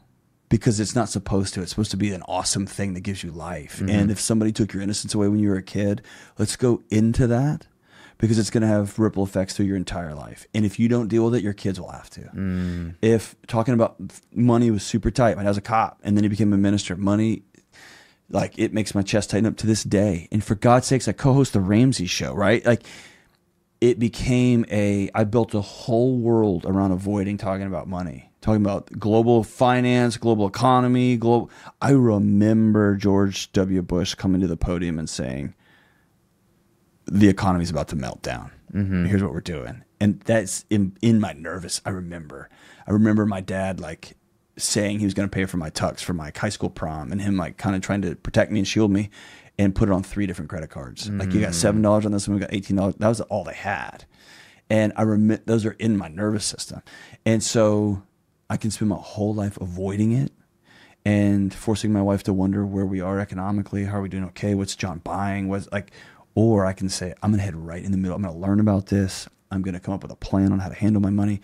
And so I think you pick anything, right? Any topic that is taboo. If your body tenses up or shuts down, or you want to get enraged, that's your body trying to tell you, we got to head right into the middle of this thing. And most of us don't have the skills. That's why we have good professionals to talk with on any number of topics. And by the way, the media ecosystem that you and I both inhabit is largely designed to spin you up, right? Is to make you feel off kilter. I've never bought shoes from somebody who was like, actually, the shoes you have on are pretty amazing, and they'll last you another year. I've got these shoes. They're good, and they'll last long too, but those are great. I've never bought that. I'd be like, all right, cool, I'll keep my shoes. Someone has to say, like, oh, she's never going to sleep with you. Or those shoes suck, or they're going to screw up your knees or your posture or whatever. That's why you're in pain. That's not how our ancestors wore shoes. Okay, well, I'll buy your, right? And so the whole system is designed to keep you off kilter and to set you off, right? And so the more I can feel a trigger, feel it, and then say, okay, I'm going to head right in the middle of that thing. Maybe not right the second, but I'm going to figure out a way to head into the middle of it. That's where healing is, and that's where peace is. And so now I can talk about stuff that's happened to me, stuff I've seen, and my body doesn't respond as though it's happening in the present, right? And that's what healing looks like. Healing is not everybody else in the world avoid me. That's not how tigers and lions work. They'll eat you. They look for you to eat you. And the world's full of lions and tigers, man. I feel like that's essentially exposure therapy. That's exactly what it is. Right? So it's anxiety 101. Yeah. If you got to get over it, you don't just avoid it. Right. You got to face it. And our whole culture has taught us if something is uncomfortable, it's something to solve. And you and I are both like, no, you need to sit in this. Like, no, you need to lift that weight. And it's like, it's heavy. It hurts. Yes. And on the other side, you don't know how strong you're going to feel. And yes, talking about childhood abuse is painful. You have no idea how free you're going to be on the other side of this thing when you're able to walk through a room, right? And so, yeah, we've pathologized discomfort so much that now anything uncomfortable, now including thoughts and feelings, is something to be avoided. And it's like, no, man, that's not how our bodies are designed. Like, you got to head into it. I want to know your thoughts on trigger warnings, because I've done cursory research on it, and everything that I've seen says that they're actually more harmful. Yeah. When I see people, trigger warning, I'm going to talk about this in this post. It's like, from what I've seen in the research, it appears as though that makes the person identify more with that trigger. Right. As though, and then I can't read that because it's going to talk about, I can't watch this because it's going to talk about that, which makes them believe more and more and more. That I can't handle that. Right. There's nuance to it. So I think you can be, and I'll use the world that you inhabit. You can sit down with somebody and say, all right, you're obese and like your health is in a risky place. And here's the long-term ramifications. Or you can go, God, you're fat, right? And so we have a culture that weaponizes truth. And that's a political discourse. Like, you're right, we can't keep doing it like this. And we can talk about it in this tone, or we can be like, you stupid, right? And so, yes, if I say trigger warnings, that research is real. It's very, very real. Like, hey, trigger warning, I'm about to talk about this. Well, then I'm just going to blow by it. And what I need to do is hear it. But if I don't put a trigger warning up there and I'm like, rape, then I'm hurting you with the truth, right? Yep. And so one of the most common things people will notice about my show is I'm pretty gentle with people, and I'm going to tell them the truth. And so I might use the word assault. I might use the word, it was way gnarlier at home than you're telling me, isn't it? And you get quiet and they'll go, yeah. And I'll say, you understand when somebody takes your innocence away, don't you? Yes. And that's a same way of getting at the truth, that I'm not going, all right, I'm really going to trigger warning now. I'm not going to do that. That makes sense. But I'm also not going to dishonor you with trying to get clicks and be like, were you raped? Boom. Like every alarm just went off, right? Yeah. And so there's ways to be kind. And yes, every time if there's a big, no, I'm about to say something scary, then your bodies are going to go, I don't want to hear any more scary. And that's the worst thing that can happen on both ends. That's the nuance I needed. Yeah, that just helps be kind. A lot. Yeah. But you're kind. Yeah, of course. But in the media world where likes and clicks and views reign supreme, that's where I can see people, now I can understand a trigger warning could make sense in that, where like if they are using that type of verb, if they're not being kind, if they're using those words just for likes and clicks and views, I get it. I don't agree with what they're doing. Right. But you'll get your clicks, but you'll get them in the short term. Yeah. And if you have a post that says message for fat people, versus 1 minute, 60 seconds of, are you tired of your knees hurting? Are you tired of your back hurting? Are you tired of like not being able to catch your breath at the top of stairs? Like, I got you. Yeah. It's like, I got you. Same message. Yep. One is like, yeah, look what I said. And the other is, you actually want to help that person. Correct. Yeah. I'm a big believer in, it's largely my responsibility to talk in a language that the person on the other end can hear. Yeah. And I'm done speaking so as to have said something. And whenever I get like, you didn't comment on, I didn't, because you can't hear me. Like, if you can't hear me on COVID, you can't hear me on my abortion, you can't hear me on any of these thoughts. So I'm not going to, my wife knows how I feel. My close friends and community know how I feel. You can't hear me. You're looking to see what team I'm on. You're not looking to have a conversation. So I'm not going to say anything. And that's frustrating to people, because then they don't know what box to put you in. Are you country, or are you rap, or are you metal? Like, I'm Post Malone. I'm all right. Like, I don't know where to put you. And so it's unmooring for folks when they're trying to figure out who's on their team and they're who's not. looking to see what team you're on. That's it. That's exactly, wow. That's a great They're way not to looking put to it. solve a problem. Yeah. And you, as somebody who cares about people deeply, you want people to know how good it feels to not be 75 pounds overweight. Correct. Like, in your heart and in your mind and in your body. Like, Yep. I care about that. I want people to have good marriages, not get clicks. And the bet I'm making is, if I spend 15 years helping people have better marriages, the clicks will take care of themselves. Yeah. And they'll be sustainable. Correct. I'm going to ask you, sort of going off of that, I'm going to ask you another question based on a quote you said. Yeah. You might not want to talk about it. Tell me anything. Okay. If I said it, I said it. Okay. So you said a friend recently called you and asked if God is real. You paused and replied, yes, God is real, and there's more going on than any of us can know. You went on to write, in your caption, you said, it's all real, different than we were taught, but it's real nonetheless. What did you mean by it's different than we were taught? I think we're at the end of the Enlightenment. The idea that knowledge is taking everything apart to its smallest piece, and then we'll truly know about it. And we've done that with water, H2O. Like the way we learn about water is finding out what it's made of. And let's talk about hydrogen. Let's talk about oxygen. Like that's how but then you look at the ocean and it's like, okay, right? And so one of my favorite things to ask neuroscience when they're like, and then the serotonin interacts, like, how does that help your marriage? And it's good and it's exciting and I'm glad we're talking about it. And it's important. And dude, I can geek out. I can nerd out all day. Is that helping the truck driver who just wants to be a little bit better dad? And that's, I'll give props to guys like Andy, like the Huberman, who will say, bro can go down rabbit holes. And I don't know what you lost me 9 like molecules ago. But then he'll say, wake up in the morning, you go outside and get sunlight in your eyes. Yeah. Go do that. Start there. And so I appreciate folks who put cookies on the bottom shelf for me. Right. And so when it comes to faith and religion, I think when it comes to psychology, almost all of the great quote unquote theories have led to this thing called self-actualization. And if you do all of these things and all these needs are met, all these wants are met, you'll get to this place where you are your own lighthouse on a hill.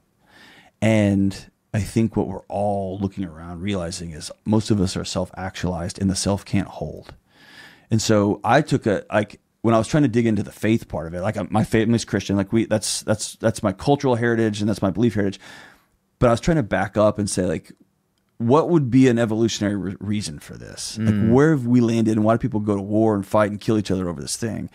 And for all human history, people crawled out of their tent or out of their cave and looked to the sky and said, gods or God, please rain or my kids will die. And I think in the last 200 years, we figured out how to, like, I can push a button in food. Just a dude in skinny jeans would come in here on a fixie and be like, here's your sandwich, right? Or there's water in every room in this house. We've solved these problems that have plagued humanity forever. And I think in the process, we've gotten really arrogant about, the universe revolves around each one of us. And now we've taken care of so many needs that it goes back to what we were talking about earlier.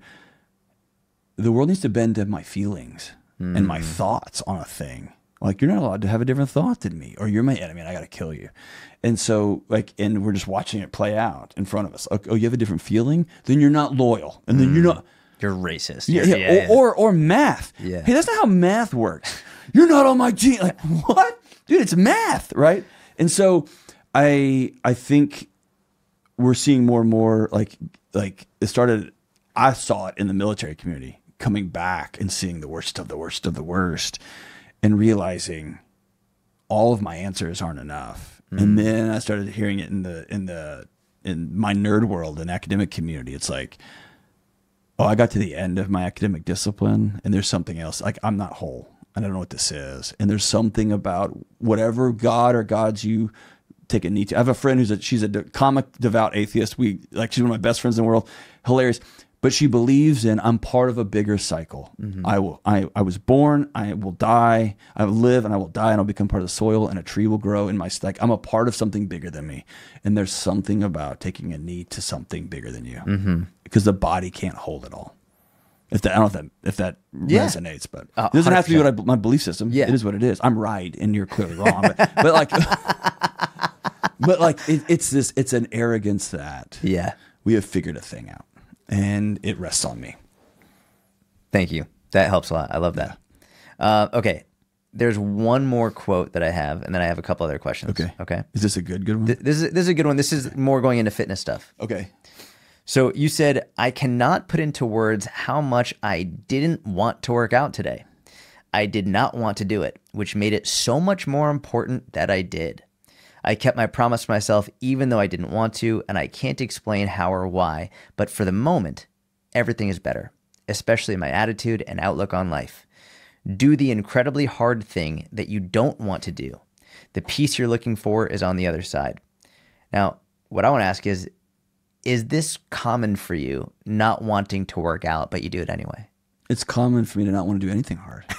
I don't want to exercise. I don't want to tell my wife that she hurt my feelings. I don't want to tell my kids I'm sorry. I don't want to tell my boss like I was 7 minutes late to recording time again. Like, I don't want to do anything hard.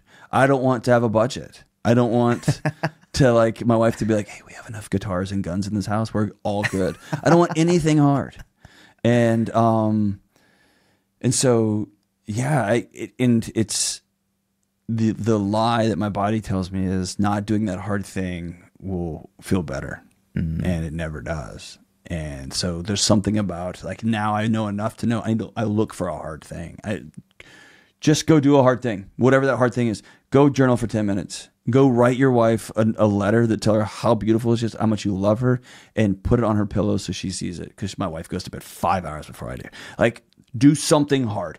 Text your dad and say, I hope you're having a great day. God, I don't want to do that. Text your dad and tell your mom you love her.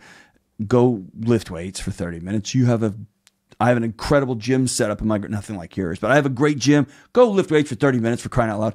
It's just find a hard thing. And then almost always, especially with physical exercise, peace on the other side of it. Yeah. But yeah, dude, my life is a walking, I don't want to do something hard. Like every second. I don't know anybody who wants to do that. Yeah. But yeah, when it comes to fitness, a lot of the times, I don't want to do it hard. Especially as I'm getting older, because if I get down, if I go down this particular path, it's a reminder I'm not what I once was. And it's hard. It's hard for me. Not what you once were in terms of your physical capabilities? Yeah, physical fitness, my ability to recover so fast, my ability to, I used to be real fast. I went to college and ran track. I used to be real fast. Bro, I can't do that. My son, in fifth grade, we started racing a mile. And mostly it was to prop up my fragile dad ego. A mile is a real race. I ran the 400 in college, but the mile is like, you can't fake that. No, you can't fake that. Like that's like, you can just sprint and just like dads can have sprints, dad sprint. Like I'm not going to wipe properly for the next 3 weeks, but like I will beat you. Yeah. Mile, you can't do that. Yeah. So it's kind of representative, right? And this year he beat me. This year before school year. So was it the first time? Yeah. And here's the thing. I knew at the end of last year, I was like, oh, this is the last one. But this year I talked about like, I'm going to do it. I trained for it a little bit. Did you? And like, I didn't tell you, I kind of like, I didn't train, but like I ran some miles. But every dad has like, I'm going as hard as I can. And then I'm going as hard as I can. And I'm going to dad mode. I won't be able to properly use the bathroom for the next 4 weeks, but I will beat you in this whatever thing. And I went there and he beat me. He had it. And yeah, he beat me. And so I did not know how happy I would be. It was the most freeing freaking thing. I was like, yes. It's the same as like when you're hunting and I'm like, oh, there's the big deer. No, I'm the dad.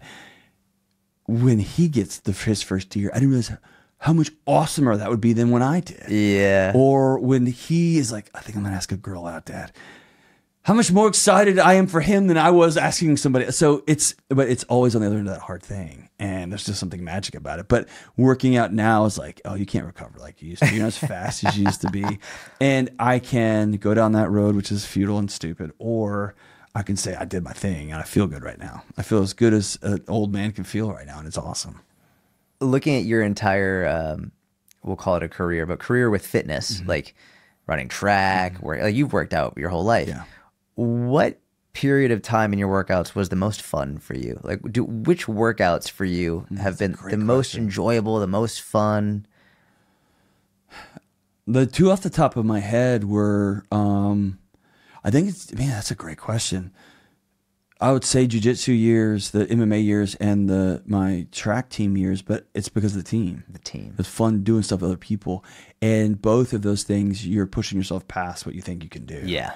And now I'm having a blast by myself. But I was able to flip a switch that now I'm working out for myself, but I'm doing it for other people. I know I'm a better dad. I know I will come in and my show producer will have a better version of me. And it's like, I need to go do this for other people.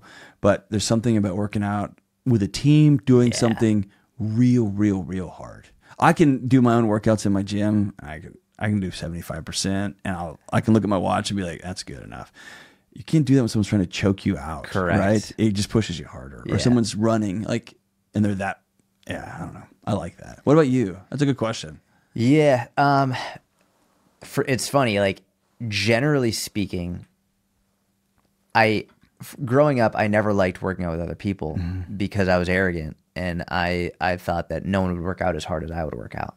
And I like my workout times were like, I could get my anger out and my angst and just like revel in the pain and da-da-da-da-da.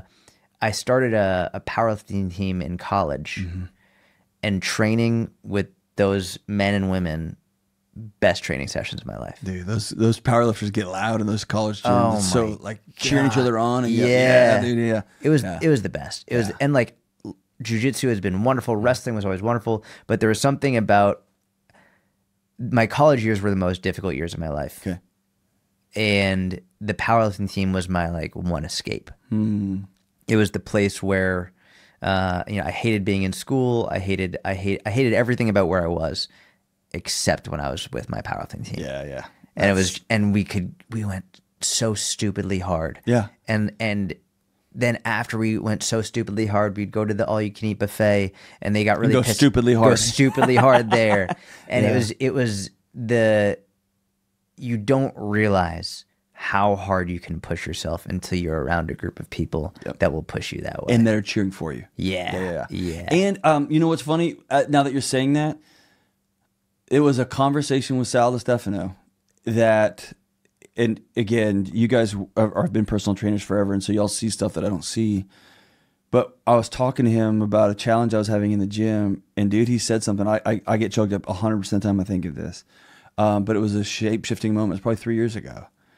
And he said, dude, if you go to work out because you think you're a piece of shit, like you think you're going to punish yourself, or you think you're disgusting and you're trying to take your disgust away, you'll always run out of gas. You'll white knuckle it and you'll crush it. If you wake up every day and you say, dude, I love myself enough, I get an hour so that I can go be the best version of myself. He said, you'll do that the rest of your life. And I didn't realize I've had body dysmorphia my whole life. And I didn't realize how ingrained that was, and how I don't want my kids to have that. And I don't want them to look in the mirror and just not be happy with what they see. And for whatever reason, that one conversation was a light switch. It was like, oh, I'm going to start working out because I get to, not because I have to. Yep.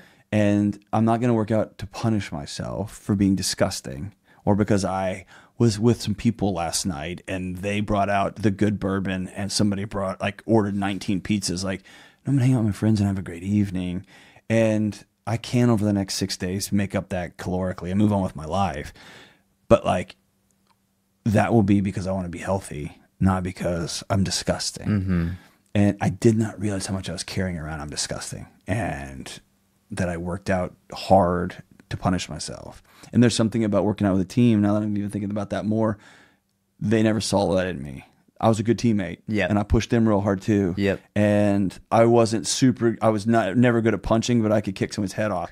And I was good at jiu-jitsu, and I brought that. But then other guys would help me with. I always loved sparring with the boxers because their hands were so fast. I couldn't figure out how fast their hands were, but they saw like I brought something to that. And it wasn't just me in there punishing. What do you myself. contribute? Yeah, what are you contributing? Yeah. Where did you feeling disgusting come from? I mean, I think it's I grew up in the 80s, and so it was the jazzercise, thin diet, everything was diet, everything. My parents were in the newspaper as a kid. For those of y'all who are younger, they used to print off a big chunk of the internet and just drop it on your front porch. It was amazing. It's called the newspaper. But my parents were in the paper for Weight Watchers, Lost. Like, there was always a diet in my house. Every drink was always diet. Everything was always diet. And that was just the world. And then that was right. I came of age as the internet came up, so everybody had abs and everybody was ripped, and so it was just a constant reminder that you don't look good enough. And I ran all the time. I was like a good high school athlete and a okay college athlete for a couple of years. Then I stopped doing that, but I was always able to outwork my diet, especially when I was young, and so I was always in good shape and could handle myself. And so then as I got older, it was like, oh, you got to either work out real hard, and I didn't have the discipline. And so then it was like, oh, because you're lazy, and I just started with that negative self-talk. Like, oh, you're disgusting, and you're gross, and you're so weak, and you can't, that kind of stuff. How do you handle that now? Especially with those demons are still at the table. They're still there. It's become a huge deal that we don't I will occasionally ask my wife, just like, hey, can I wear this shirt? And she knows exactly what I'm asking her. And she'll say, I'd wear a different shirt. What are you asking her? Like, do I look fat in this shirt? Yeah. Okay. Do I look fat in this shirt? Do you still think I'm attractive? Do you see me? Do you still love me? Yeah. And sometimes I wear a shirt that maybe a 9-year-old should be wearing, not me. And she's like, somebody will give me a cool punk rock shirt. And I'm like, I look good in this. And she's like, maybe not. Maybe not that. But she's not saying that because like she would, it has nothing to do with her love for me. It is, I know how critical you are of yourself. Yeah. And this one would fit better. But 99 times out of 100, she just smiles and says yes. And she's so lovely. She will put her hand on mine, skin on skin contact, be like, you look great. And I've learned to trust her when I don't trust what I'm seeing in the mirror. And then a lot of the times it's just a matter of like, I'm going to feel that discomfort. I'm going to go anyway. I'm going to go do the thing anyway. Yeah. It's hard. It sucks. It's a lifelong demon. Is this something you look for in your kids? We've been overly careful about not talking. Like we eat healthy. So everything in our house is so we feel good. Okay. Not so we look good. Everything, the looks will take care of themselves. My wife's research was on, it was actually in Texas classrooms. She made her name in the academic world by saying, hey, you don't have to teach to the test. If you'll teach in a way that kids can learn, the test will take care of itself. And so she proved that in her work. And so similarly, your body will land at a good place if you will do things that make you feel good. Right. Especially in the long term. And by the way, having fun with your friends at a feast, at a wedding, feels good. Yeah. And also, the older you get, you'll feel like crap tomorrow. It's kind of funny, right? You shouldn't have had 19 pieces of cake. Right. But long term, the looks will take care of themselves. And what I want my kids to have is a picture of not their parents trying to not put flavor on their food. I want them to have mom and dad are always coming out of the gym laughing and sweaty. And so it's a deal for me when I come out of the gym. One of my rules is always walk in the house smiling. I want to take that. I want them just to see dad's always in a good mood coming out of there, right? And genius. That's what I want them to feel. Genius. That's why I go in there, because you get a better dad. And I don't ever, that's a big deal to me. And that'll be hard because my daughter's gonna get all the messages in the world. And my son's 6'3" at 15, so he has none of this at all. And he runs cross country, so he's shredded. We don't talk about body composition in the house very much. I have 3 more questions. Yeah. So the first one is, and this is sort of a bigger one, how would you advise a husband or a wife who is struggling to get their spouse to prioritize their own health and fitness? I think that's a hard one, man. Yeah. And I think prioritize health and fitness. I think there's the other reality, like I'm not attracted to you sexually anymore. I'm not attracted to you. Or we have an epidemic of erectile dysfunction. Like I can't get it up. Like you're 50 pounds overweight, you can't get it up anymore. And it's hard. I talked to a woman on my show the other day. She's 65, and she was like, "I put a mandate down. We're doing this 3 days a week." And I was like, "Bro, there are 20-year-olds that aren't getting it that much." But her husband's struggling with ED and wouldn't go to a doctor. And so I think all those layers, where I see people, I think enter into that conversation incorrectly, is always with the word "you."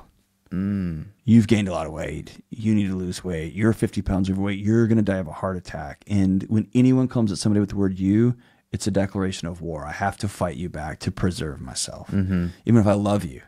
And so I've seen magic when somebody approaches with the word "I." I'm so worried that I'm going to be left alone. I'm worried about your health. I'm worried that we keep having to buy new clothes. I'm worried that like my wife will she's decided to stay home, and so she is a writer or whatever, but she doesn't work full time. And so she takes the majority of the laundry load, and she can see like 4 weeks out, like she's like the original AI. 2 weeks out, the more candy wrappers in my pants. She's like, let's just go on a date tonight. And I'm like, why? And she goes, let me hold your hand. And she's like, are you okay? And I'm like, yeah, I'm fine. She goes, you're not fine. But she can see with the candy wrappers. But it's what's your favorite candy? All of it. Oh. Bro, I will snort sweet tarts.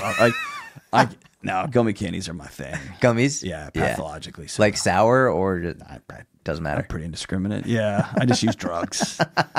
Yeah, no, anything gummy candies. But I'm not like, I'll eat a candy. I'm like, that's not good. So, is. Dude, it is. One day I'm going to have like a tumor and they're going to be like, is there any chance you have 40 years of red 40 in your body? I'm like, actually, yes, I do. Yes, I do. Yeah, all this like red dye stuff. I'm like, wait, what? Like, take it out. It's not that bad, is it? Yellow number what? Like, oh gosh. Oh my gosh. And dude, I'll spend, here's the honest truth. Probably 85% of the meat I ingest, I shoot myself. Yeah. Like from the wild. And the other 15% I buy from a grass-fed butcher that's shipped to my house. I know the guy. His cows have better lives than most humans on Earth. And then I'll run into the grocery store and be like, it's so dumb. It's insane. I'll look at the ingredients I'm like, and I'll spend an hour like, well, how organic is this? And then on the way out, be like, dude, it's just stupid, man. I don't even know what we were talking about. I'm sorry I sidetracked you with that, bro. We're about like I'm an addict. Yeah. Like I've just made peace. Like I have a problem. Getting your spouse to. Oh yeah. I think starting with the word I, and then having the courage to not say, we're not having sex because you're so fat. Having the courage to say, I'm struggling with being attracted to you. And let's put that on the table. Because here's the thing. Your spouse knows. Yeah. They know. They feel it 100 miles away. They see you divert your eyes. They see you want to turn the lights off. They see you turn your back when you take your shirt off. Like they see it. They know. Yeah. And you more than like we're just talking about with Andrew Schultz, like if you're in a wheelchair, you know. Correct. I had a law student once who was blind. And I said, hey, she was coming up to get an award. And I was like, is it okay if I tell everybody that like this is why we have to go through these things to get you on stage? And she's like, you don't think they already know that I'm blind? And I was like, oh, sorry. I was like, so if you are grossed out by your spouse, they know. They know. And not saying it is cruel. Or even if you're not grossed out, that's a mean way to say that. If you're struggling with being attracted to your spouse and being intimate with your spouse and you're starting to like, let's don't have sex. They know. And so the greatest gift you can is put that on the table. Yeah. And that's a compassionate way to enter into that conversation. But there's no easy way to do it. What have you found over the years? You have that conversation way more than I do. Yeah. So for me, there are a couple of things. Number one is I've found that when someone wants their spouse to change, especially in relation to health and fitness, they expect it to happen immediately, which is ridiculous. That's right. You posted something the other day that I was like, gosh, we have an Easter thing. We have a rando Easter. Yeah. Our house is full of the most random people you can imagine. Wild. Tattoo artists to musicians to like bank. It's wild.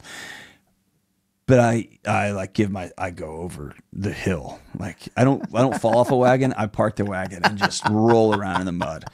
And you posted something like, hey, you've never gone to the gym and gotten fit overnight. Yeah.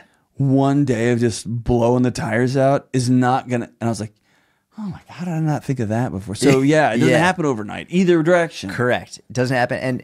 But it's unfair to assume like, okay, so you've been great with your fitness and to assume all of a sudden they're going to get it immediately is wild. Right. But I think even more important, or at the very least equally important, is I've noticed with spouses, you're very quick to say when they're doing something you don't like, but you don't say when they're doing something you do like. And so if they're having, they're having the candy or the Coke or whatever, like, oh, come on, really? You're having that again? But when they go on a walk with you, or if they have a drink of water, you don't say anything because in your mind you say, well, you're supposed to do that. Right. But I found that if you go out of your, hey, I just want to let you know, I saw you have that water instead of the Coke. I'm super proud of you. Like, well done. Yeah. That reinforcement will get them to take those actions more frequently. That's the old parenting technique. Catch them doing good. If all you do is point out whenever, quit wearing that, don't do that, tuck your shirt in, fix your hair. My wife, she's like, hey, what if you worked on being more likable? And I was like, what do you mean? She goes, if you had a friend that every time you walked in was like, why are you wearing that? Fix your hair. Did you do your homework? But they would want to hang out with you. So true. And I was like, oh my gosh, I'm not fun to be I'm not a joyful presence, right? Yes. And so that makes a lot of sense. And I also think there's something about choosing to be with, not over. And what I mean by that is it's like, I don't know, if my wife said like, I see you chose the water over the Coke. I'm proud of you. I'd be like, who do you think you are? Like, but that feels condescending. Yeah. Yep. Fair. But if she was to say, thank you for going for a walk with me. Like, it makes me feel good when you go for a walk with me. That's amazing. And I'm glad I'm not the only idiot in the house drinking water. Like, now I'm with you. Yeah. Same team. I'm not over you. You're like, That's genius. Yeah. That's super. And that's helpful for me. Yeah. Because I've always done the other way. And I think what you just said is way better. Like over, not with. Oh, okay, Yeah. gotcha. Like, What you just, I mean, I think any sort of positive reinforcement is better than none. Oh my gosh. But yes. always looking for ways to improve the delivery of it. Like, just, I'm with you. I'm Same with you. Team. Same team. And thanking you for being with me as opposed to saying it. I'm proud of you, because it can come across as patronizing, condescending. Yeah. I love that. And also, I'm insecure. So if anyone says they're proud of me, I'm like, oh, okay. Although I'm like, will you say you're proud of me, please, please, please? 2 more questions. I ask these to everybody. Yeah. First one is, what are you scared of? Oh my gosh, everything. Geez, we might be here for a while. I'm scared of extremism, in all of its forms. And have you seen the recent, it's 25 years old, but is it John Cleese? He's the old comedian from way back in the days with, I think, the Monty Python gang. I haven't seen it. But he gives a compelling, he's like, nobody talks about the great side of extremism. And he said, it feels so good. It feels so good when every one of the problems you have in your life can be pinned on somebody else. And you feel powerful and you feel right. And when you feel like the world is just piling on, your bills are piling on, I can't afford to buy a house, I can't afford eggs, I can't. Oh, it's because of you? You know who it is? It's the That Jews. feels so good. It's the Jews. I mean, it feels so good to have somebody to point at, right? And so, like, I worry about that because people in groups with that drunk on that type of power, they've never worked out in world history. Yeah. That's exactly right. I'm scared of. I like you. I see a great value in doing hard things, but not for the sake of doing hard things, but for a purpose. And so, if we all got together and said, "Hey, our national debt is $30-something trillion. We can't keep doing this, or our grandkids are going to suffer." Nobody wants that. Let's do 8 years together of suck. And we're doing this for 3 generations from now. I have a strange feeling that the average person would be like, I'm in on that. If we promise that if everybody's in, we'll do hard stuff. Because everyone does it when a hurricane or tornado comes through Texas and the trees fall. Everyone's out there with chainsaws, man. They all will do hard stuff for a thing. And I think we could do that. But I'm becoming less and less optimistic that's how that plays out. And so that scares me. Yeah. Scares me. And if I'm being super honest, I don't understand, and I have not had someone explain it to me well. I don't understand what we're doing with AI. I don't understand it. It's like it is coming, and it's going to take all of our jobs, and none of us are going to. And I keep saying, why don't we stop making it then? And they're like, nope, we're still making it, but it's going to take everything. It's going to kill us all. It's going to revolutionize warfare. And I'm like, okay, we can stop doing it, and we won't. And so I don't. There is a, and this is a statistical thing. This isn't me being ugly. There's a demographic that eats at Walmart. That eats at McDonald's. Yep. Right. There's a demographic that eats at Walmart at McDonald's. I keep saying Walmart at McDonald's. There's something about I can get $1 cheeseburger. Yeah. Right. And there's also a big push to replace the McDonald's employees with robots and apps and technology. And largely, those are folks that eat at McDonald's. And so I can't wrap my head around the economic model even. It feels like a very short-term thing. Super short-term. And when I look at how computers were going to save education, and every school district on the planet spent $10 billion, trillion, gajillion dollars on ed tech, and it's been a catastrophic failure in every shape, form, or fashion. What I don't understand is, let's slow down and think through how we implement this and why we're going to implement this. I saw a thing with Zuckerberg the other day, and it was like, oh, AI friends will solve your kid's loneliness problem. Oh my gosh. And their kids have capacity for 15 friends, and the average kid is dying of loneliness. So we've solved it. And it's like, hey, you started this problem. And now, and so what I guess at a time when I'm watching parents more and more across the country, because of Jonathan Haidt's extraordinary work, like getting kids off screens, there's this strange other side that is, and so I guess it scares me because I don't get it. Yeah. I in medicine, awesome. Yeah. Amazing. Yep. Dude, if you can put stuff in a database and it can find new antibiotics, amazing. And it can revolutionize surgery and all that, awesome.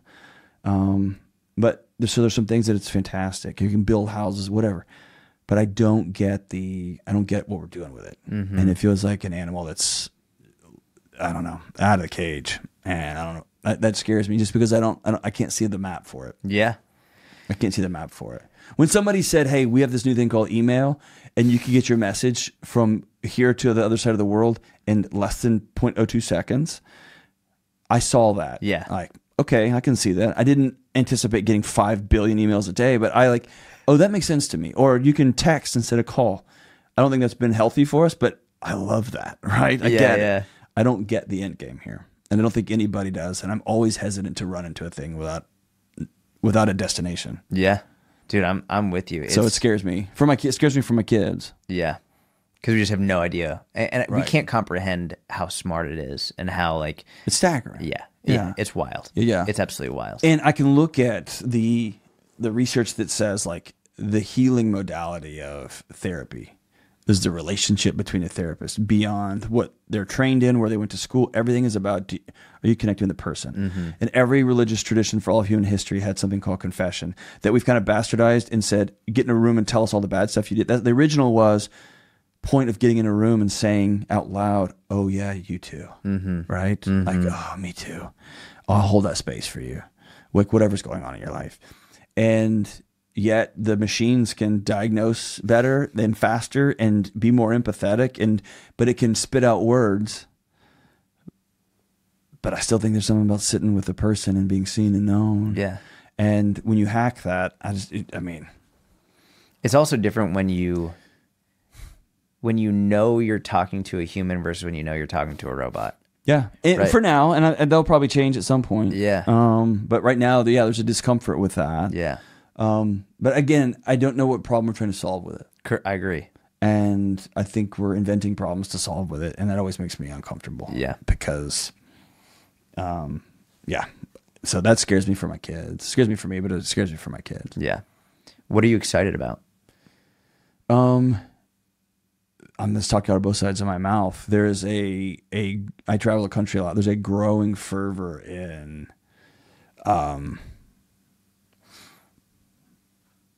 just not burning down grandma's house anymore just because it was old. Like it was built right. That house will last a long time, but let's paint it. Let's don't burn it down. And so there's a reclamation of, oh, our ancestors did this stuff for thousands of years because they figured out the hard way. This is the best way to do life.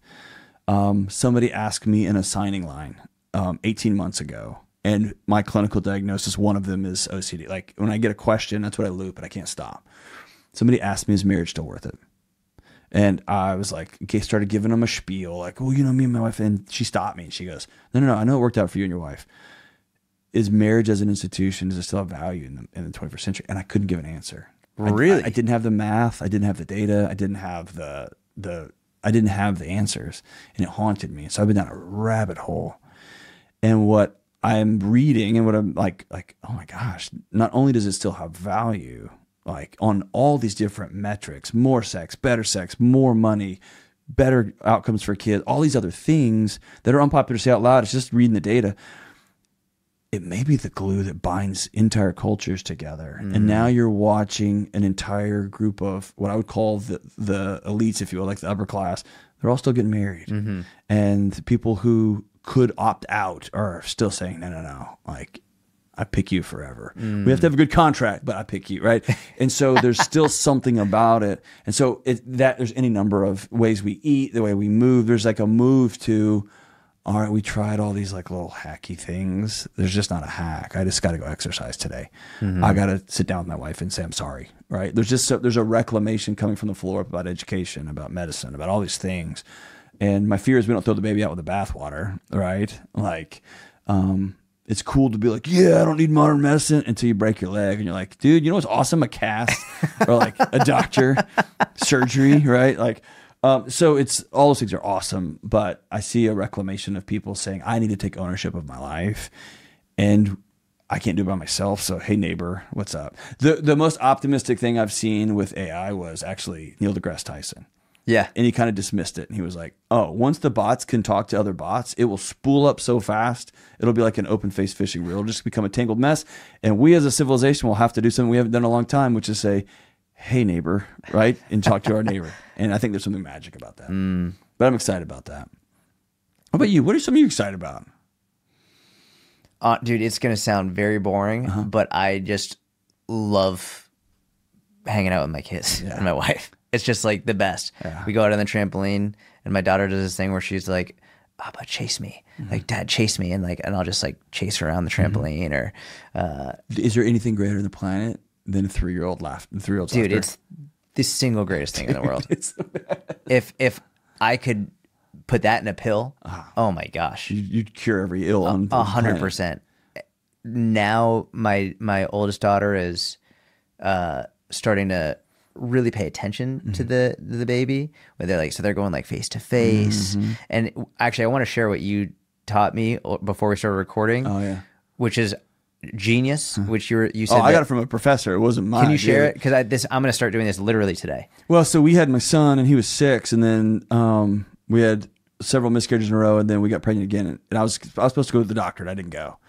And then Josephine came, and I was nervous about the gap.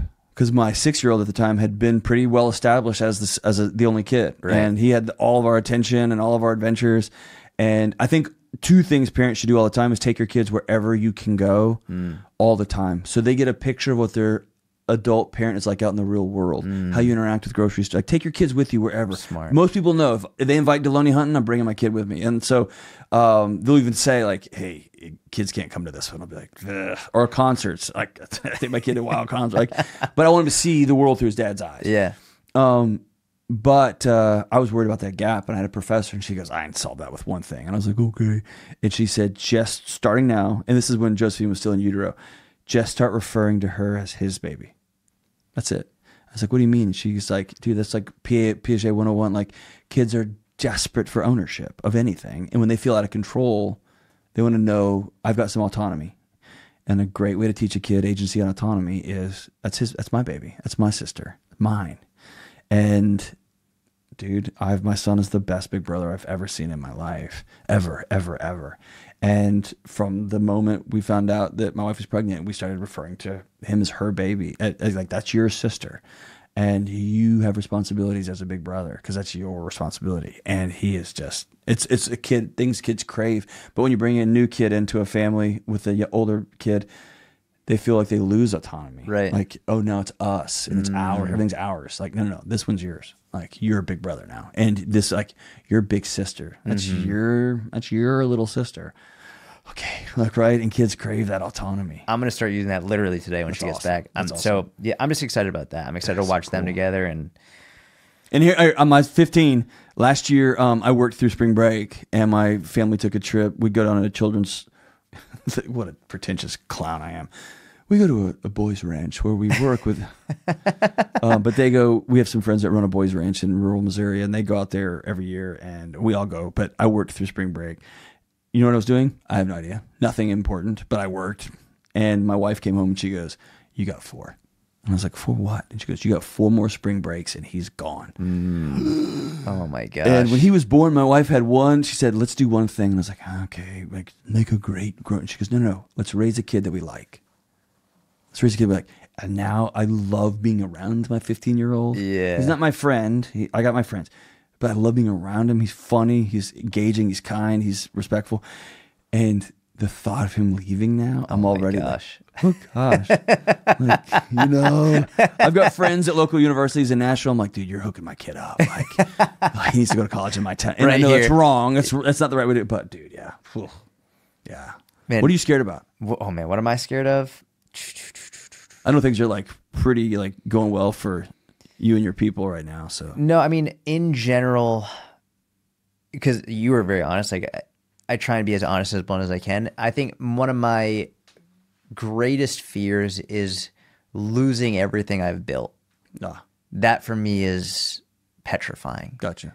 Right. So is it the legacy that's gone, or No, is it no. is it the idea of two little girls looking at you saying, "Daddy, I'm hungry"?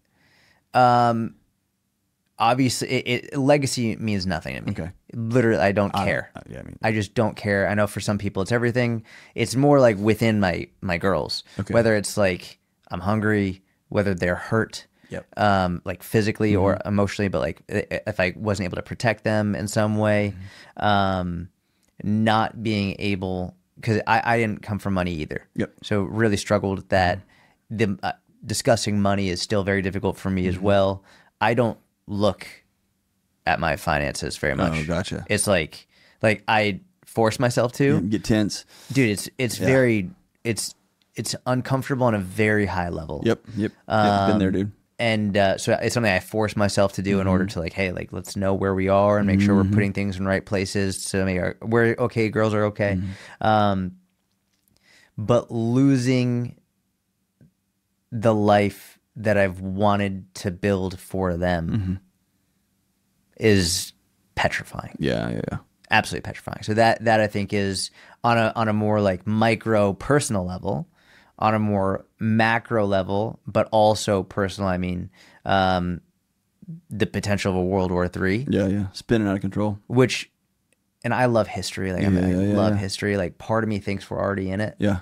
Like we've been in it for a little bit now, and it's like history books will say, yeah. So this is actually when it really started. Yeah. Like I think because there's a very famous quote. I forget who said it, but it might have been Albert Einstein, to the effect of, I don't know what World War III will be fought with, but I know World War IV will be fought with sticks and stones. Basically saying like just World War III will destroy everything. Yeah. Especially with AI, but like the militaries across the world have things that we can't even begin to imagine. Exactly. Like we have no fucking That's clue right. the shit that they can do. I remember I called a buddy who's an active, I won't say what brand, but active elite guy, and I was like, hey, what about, and he goes, we're good. And I was like, I know, but like, what, and he goes, bro, we're good. We're good.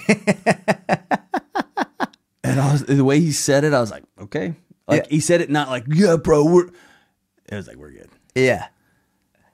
Yes, but that, like, I don't even clue. I don't even want to know. Dude, I go into the airport and I'm like, they're taking pictures of me. I'm like, oh, that's pretty crazy that you guys have cameras here. Yeah, exactly.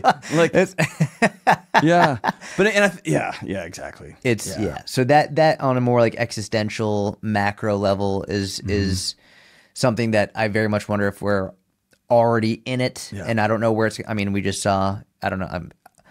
We just saw India, Pakistan escalating right now. I don't know if you saw that. Over the water. So there was a terrorist attack in India that India blamed on Pakistan. So then India launched bombs at Pakistan yesterday, and Pakistan now is vowing retaliation. That. Oh yeah, and so they both have nukes. Oh yeah. They have a lot of nukes. I had a history professor that said you'll see a nuclear weapon launched in your lifetime. Yeah, and that's where he called it. He said it will be launched there. Really? Yep. And that was 20 years ago. Yeah. Yeah, both those countries have a lot of nukes, and I don't think a lot of people realize that. Yep. So, and I think that's an important call out is when you look at the major players. And not to say that Pakistan and India aren't major players, but like there's a lot of talk about U.S. and China. Yeah, they both have an existential amount to lose if they square up with each other. Correct. It will spin out over here. Yes, correct. That's where it spins out. Yeah. Right? Or it's the car wreck back there. When you were road raging with this dude, it's the car wreck back there that hits everybody. Now you're all in the hospital. Yes. Right? Yeah. So that's on a more like something I can't control whatsoever. That's right. It is what it is. But the thing that I do have control over is losing everything and not being able to protect my family and provide for them in the way that that I've built up in my mind. I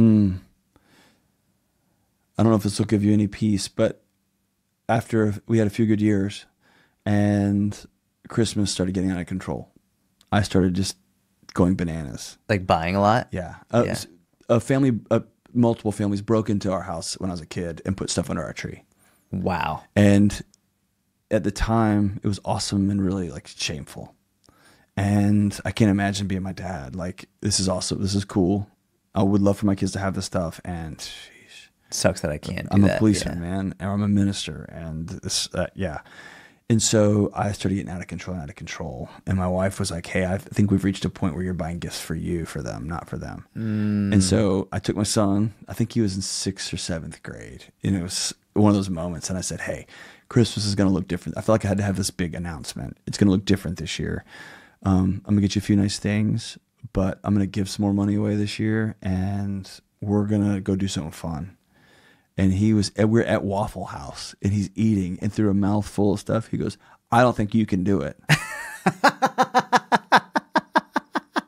I was like, oh, he already knows. That's so funny. But here was I started laughing. I was like, yes, I can. He goes, I don't think you can, Dad. But as we talk deeper, you know what your kids want more than anything? You. Yeah. The greatest parenting advice I ever heard in my life was from Jack Black, which is don't ever try to make a happy kid happier.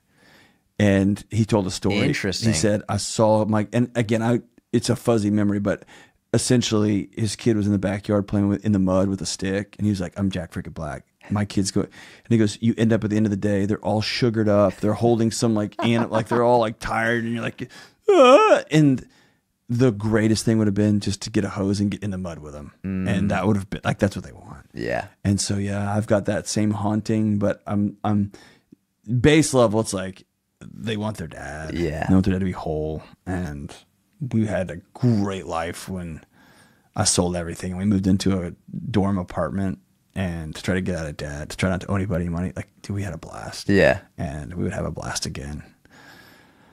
But also, this is awesome, right? It's both, man. It's both. No, that's super helpful. Yeah. Thank you, man. It doesn't take it away, but. Dude, thank you for coming on. Dude, thanks for the invite, man. Where can people follow you if they don't already, which I'm sure they do? At the Jordan Wyatt Show. That's my new thing. JordanHyatt.com and JordanWyatt.org. It's at John. We worked for months trying to come up with a name for the show, and it's the John Delony Show. The John Delony Show. Yeah. We'll put all your links in the show notes. But only we'll go to that show after this show. Thank you, brother. Yeah, dude. Jay, what's your vision for this? This in this moment. Yeah.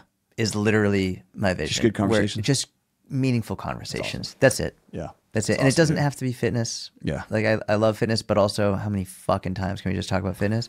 So I also love, like tomorrow, for example, I have a Palestinian man coming on the podcast. You're going to fight? No. I'm just kidding. I'm totally kidding. Dude, he's lost 33 family members in this current war. Oh, God. He's from Gaza. Yeah. He got asylum here when he was 16, and his family is still there. He's lost 33 family members, and I think his message is an important message, and we might not agree on everything, but that's okay. Yeah, like it's all right to. But everybody agrees on humans. 33 family members. Yeah. And it's just, it's important. I think I've heard his message. It's a very important message. And even though I don't agree with everything he says, it doesn't make it less important. Yeah. Right? Exactly. Yeah. So that's, I just want to have meaningful conversations. And I think that what we're starved for is, I'll end with it. Like the thing I was most obsessed about, I wanted so desperately to be the human of mental health. And about 6 months in, we had a meeting with like a show team, like here's kind of the numbers, whatever. And they're like, yeah, nobody cares about that. They've never seen a big, tall, loud, tattooed up Texan talking so compassionately to this woman who just blew her marriage up. And what they're interested in is that interaction, because they have a friend that comes to them and has cheated on their wife. They don't know what to say, or cheated on their husband. They don't know what to say, or somebody who calls and says, my husband just died. They don't just say, and they don't have a picture of the interaction. And that I found is, that's 1,000 times more important than any answer I give is modeling it, how to sit with somebody. Yeah. And I have to agree. but here's what like we don't know what that looks like. Yeah. I don't know what it looks like to sit with somebody who votes differently than me, and like have a drink. And that sounds dumb. I don't have a picture. No, that's actually really helpful for me. This too. is a gift. Like, oh, this is what it looks like to disagree and have somebody into your home, literally. Yeah, right? yeah. Like, that's an important thing. That's awesome. Good for you, man. Thank you, brother. Appreciate That helps appreciate me that a putting lot. that picture out there for the world to see. Yeah, it's awesome. Cool. Thank you, everyone, for listening. I hope you enjoyed the episode. If you did, please, number one, make sure you follow Dr. John Delony at The Delony Show. Please leave a 5-star review on iTunes, Spotify, wherever you're listening. That's it. This was one of my favorite thus far. John is an incredible man. Please make sure you follow him. Have a wonderful week. I'll talk to you soon.